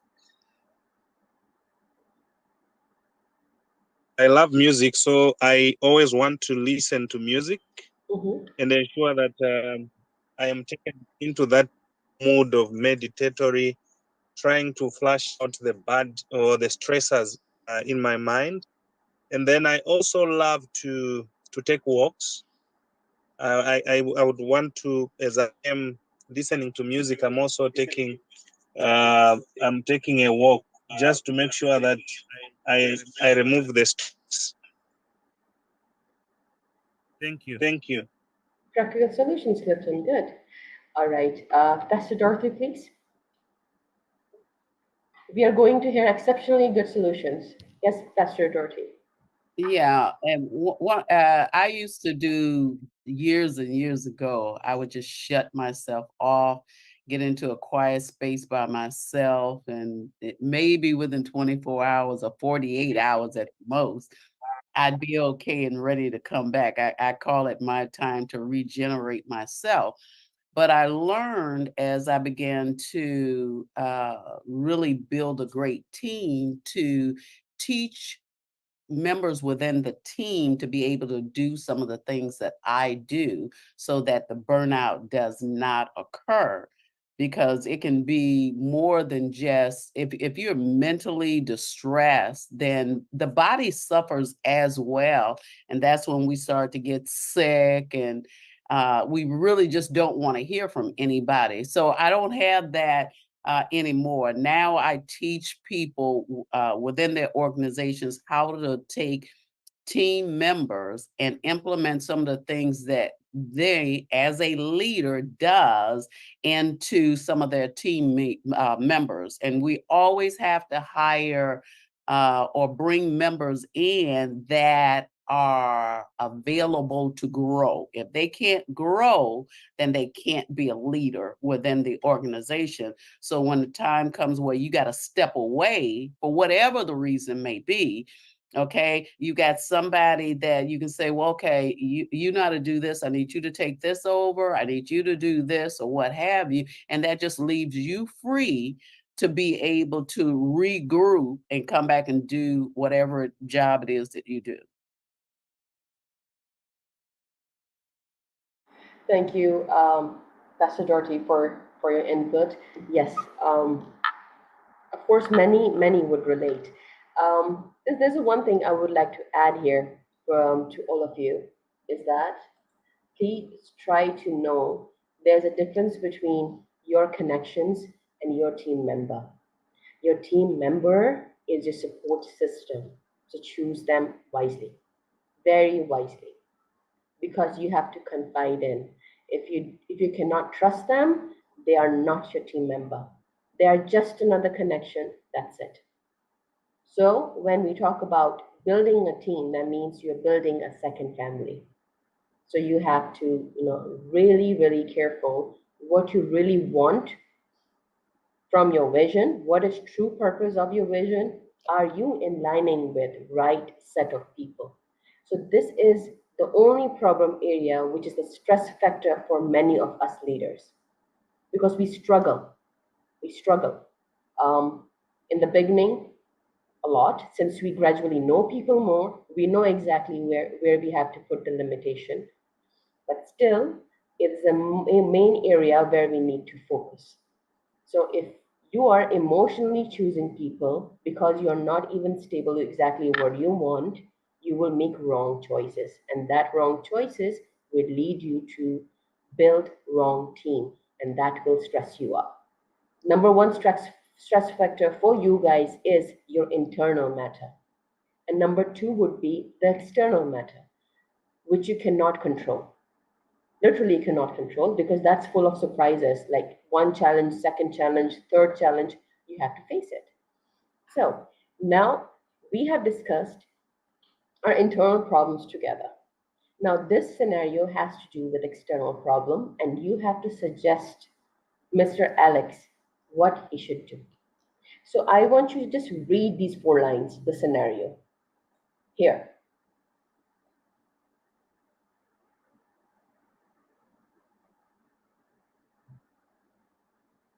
And I want you all to please give piece of advice to Mr. Alex.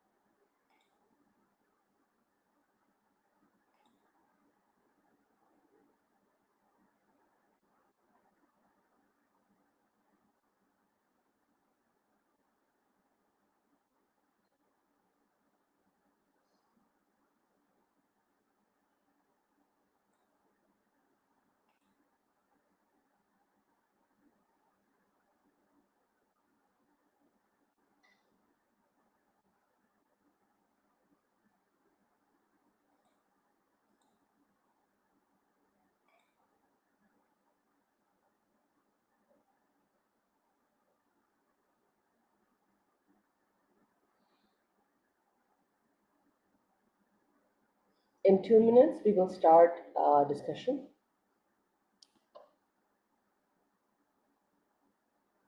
Those who are ready, they can raise your hand.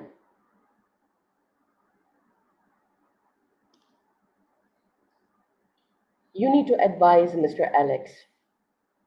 What would be your advice?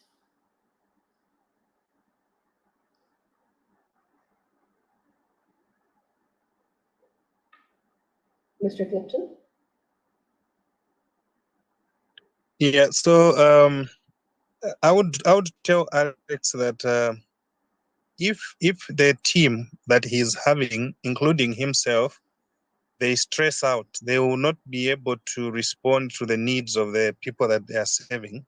Therefore, I would tell him that while working is important, but one is health, physical and mental, is very important for wise and ethical decisions, because sometimes when one is stressed, you just want to make hurriedly the decisions and you end up risking people's life. For example, if you are in the medical department team or the medical team, you may end up giving wrong dosages to people and create a disaster. Therefore, you need to remember that self-care is very vital for renewed energy to do so. I would encourage him to allow, if it is possible, to create a shift system where people work in shifts and allow them to rest. Those that work this week, their week, they are resting. And then also, I would encourage him to create a policy that allows people for self-care. And if it were possible, I would encourage him to also set up recreational facilities that are therapeutic in nature, and then also some kind of counseling, because sometimes due to distressing stories, they may be experiencing vicarious trauma as a son. So it's very important that we spend time chatting with or talking to a therapist so that there's a refreshed energy as they undertake the tasks. So working in overdrive, it's something that will make the body heat up and fail to serve the community better. So those are things personally I can advise him. Advocate for a policy that guarantees self-care and then allow for people to work in shifts so that others can rest and have renewed energy for continuation the following week. I thank you. Thank you, Clifton. Thank you for your input. Yes, Miss Sally? Can you hear me? Yes, we can. Okay, so in my opinion, I would advise Mr. Alex, like you said earlier, building a strong team basing on trust is very important. As you're heading a department or a community, you need to have members that are trusted on your team, people that you can trust with work, and you have trust in them that they can do this even without you being there. You can just tell them what to do and they'll be able to deliver the work. So in my opinion, having a team which is trusted is very important. So Mr. Alex needs to have people on his team that are trusted, that even when he's not there, when he's stressed out, when he needs to rest, when he's sick or anything happens to him, he's able to ask somebody, or somebody has to take up the responsibility automatically in his absence. So I feel like it all comes back to trust. And yeah, I think that's my advice to him. Thank you. Thank you, Sally. Thank you very much. Precious, would you like to add?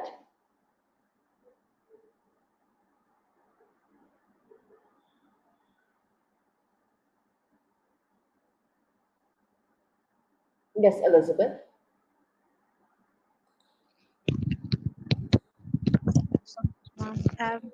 I had the saying that says that a leader is one who shows the way, leads the way, and also guides others in that same particular way. And I also read that it takes 90 days to create a habit. So Alex has created this habit because he's been working for 60 months. So that's like 180 days. He's been working for 6 months, and it will have a part of him to think if he's not part of the work, then the community is going to be negatively affected. But the implication of him continuing in the same trajectory is that he is going to have a decreased productivity. And that's the impact it's going to have on the community. His decreased productivity, poor decision making, and the reduced empathy for the community that he serves. This will result in inadequate support for the community, and that might cause harm and suffering in the end for the same community that he wants to serve. So if he takes time to prioritize himself, he might deliver properly.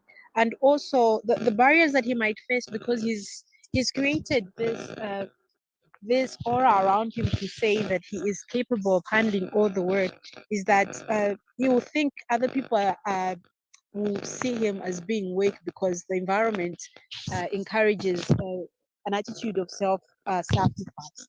And also he will be concerned about the impact it will have on the team because maybe he was taking up most of the tasks, and when he delegates them and the team has become like a desico, they think, oh, okay, even if I don't do it, Alex is going to come and he's going to do the work. So he's created that kind of a work culture where other workmates are lazy, and also it will be difficult for him to find a replacement to cover the responsibilities he was taking up because now everybody thinks this is Alex's work and not our work. And also the expectations of self-sacrifice that are on him are quite high. So everybody will be expecting him to sacrifice his me time or his self-care for the work of the organization. And he will also have personal feelings of guilt because he's used to doing all the work all by himself. And I think if other leaders or other workmates notice this kind of tendency in Alex, they would at least lead by example and just talk to him and advise him to take some time for everything will be handled, and assuring him that everything will be taken care of when he's back, his feet, he's in a better state of mind. He'll still find the organization moving and everything will be in place, even if he's not available. And also, they should also provide resources that will help him with his mental health, of course, and well-being, and also just put him in a state of mind where he is assured that the organization, the community will be okay, whether he's around or not. Thank you so much. Thank you, Elizabeth, for your input. Before I take next candidate's name, I would like you all to please consider this condition as well. If the person is not willing to take advice, but he is opting to do that job, so how would you actually make him understand that he should prioritize himself? This point, please consider as well. Yes, Ms. Aisha? Hello, everyone. I would also like to go with the opinion of Clifton that having a shift system would be very good. Like in this way, all the team members, they can also have rest and they can also work efficiently. Also, the thing is that working in an organization, it is not a single person's work, it requires a teamwork.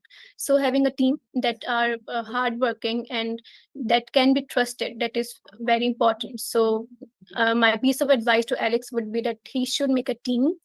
Uh, Not all the members, but few trusted members there can be that he can trust that when he is not there, they can like look up the work of the others. Thank you.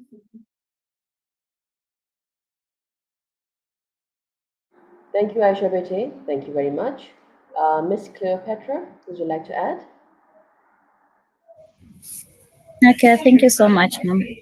So, as Elizabeth mentioned, like Mr. Alex has actually developed a habit of doing work, even working himself out. So, the first thing in trying to help Alex realize that he needs time for himself, he is to make him aware of his condition, because most of the times when you are working yourself out, in most cases, it tends to be normal. The abnormal tends to be normal. And in such situations, it's really hard for someone to be convinced that they really need to take good care of themselves, as they feel that's a way of life.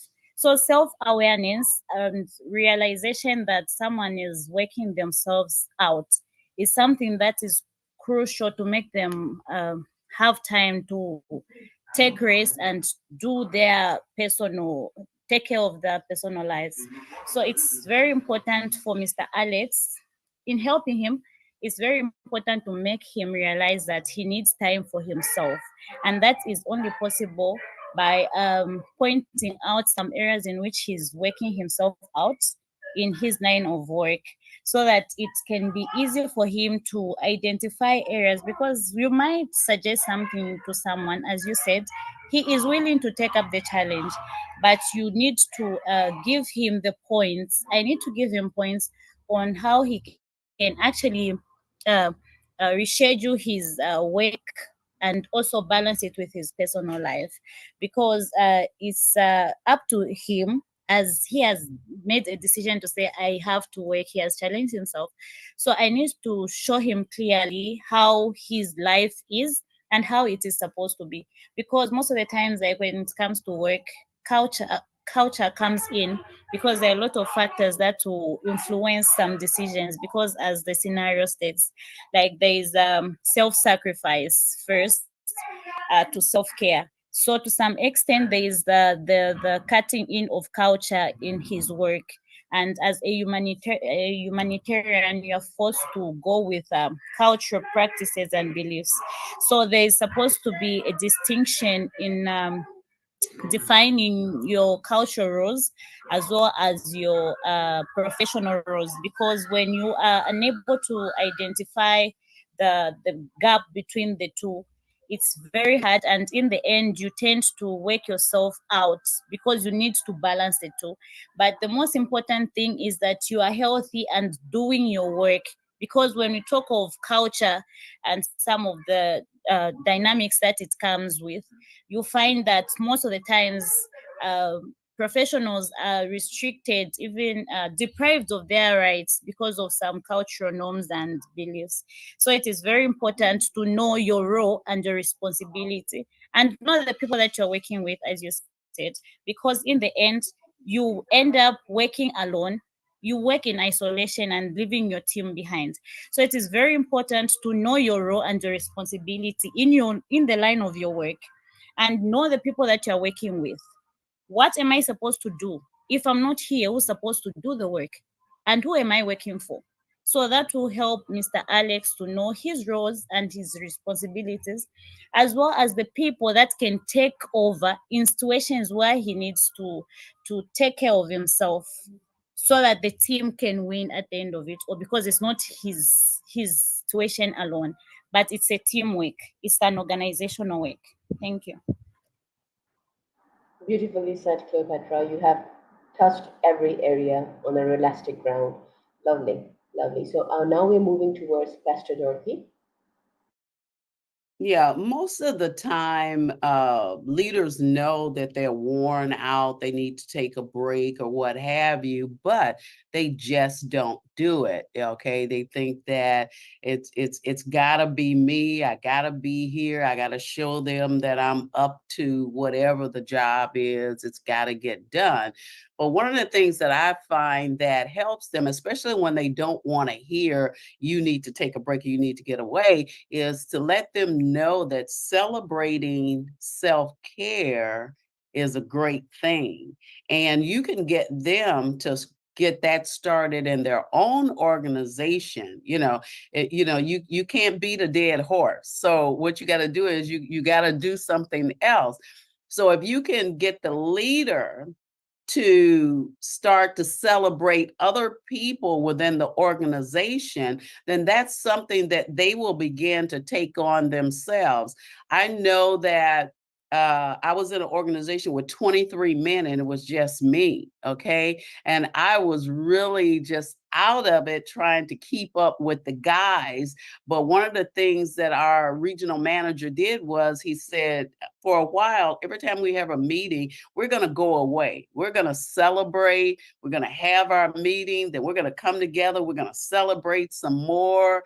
And that's how we did it. And believe it or not, whenever I went away, when we celebrated, and I came back, man, I was ready to jump in and do some work. You know, I was mentally ready. I was physically ready as well. And then where I was kind of out of it because of what the other guys that I work with weren't doing, I had released that. It was gone, okay? And we began to work better because we were celebrating ourselves and what we had to do. Thank you, Pastor Dorothy. Thank you very much for your valuable input. Now we're moving towards Sabir, Muhammad Sabir.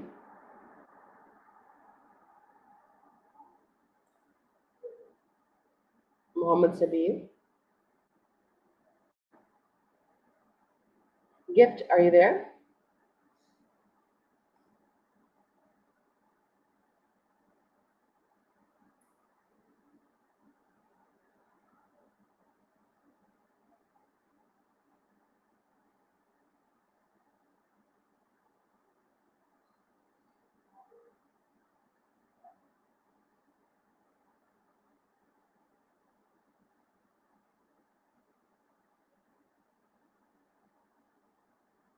I would like to add one last input, and who would be the last one? There's so many speakers. Okay, can we move towards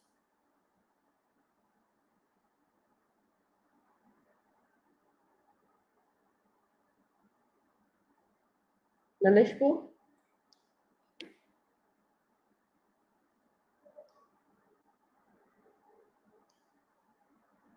Nalishko, I hope your internet is good.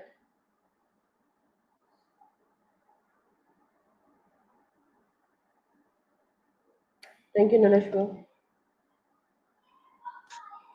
Oh, okay, ma'am. Thank you so much. Who is yes, ma'am.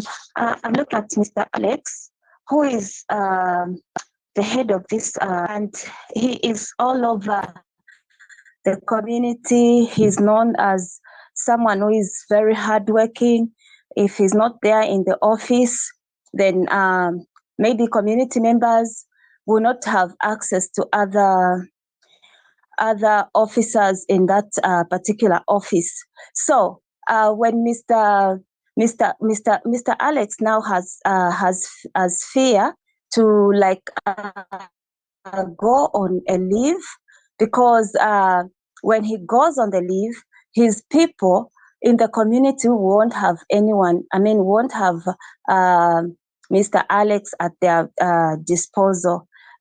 In that sense, meaning that in as much as Mr. Alex is not in the office, people won't have access to that office. So the work of the organization will be put it will be put at stake, where now the organization won't be able to achieve its goal at within a particular. So even these other officers that Mr. Alex is leading won't be trusted by people in the community, because if Mr. Alex is not in, they will not come to office. So that way, Mr. Alex really is stressing up himself. So my advice to Mr. Alex is that he should come up with a delegating strategy where he's also allowing his subordinates to participate. Thank you, Nalishko. Thank you very much. And I would like to conclude this lesson with few points. And that few points are my learning lessons as well. Because you need to accept few things. That number one, you have to keep the negativity away from you. And your mind is your whole universe. Keep it clean.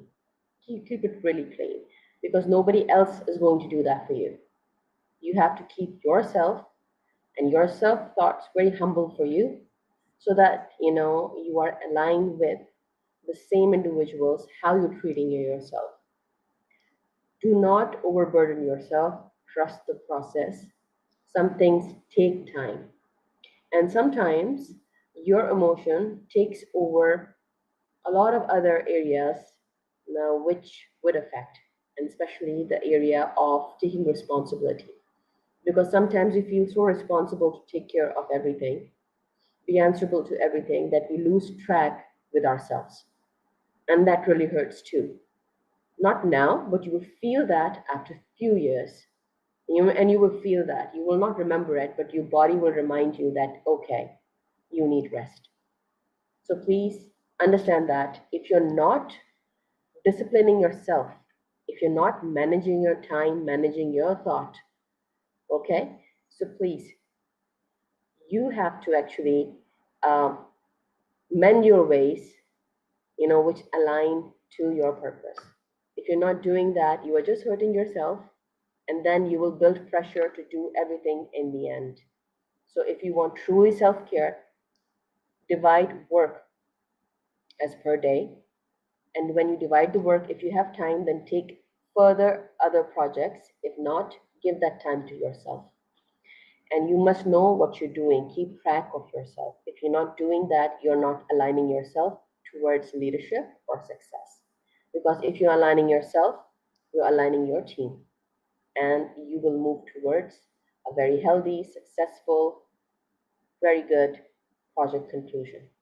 All right. So we are done with 2 sessions today. And I hope you have get a valuable lesson from each other.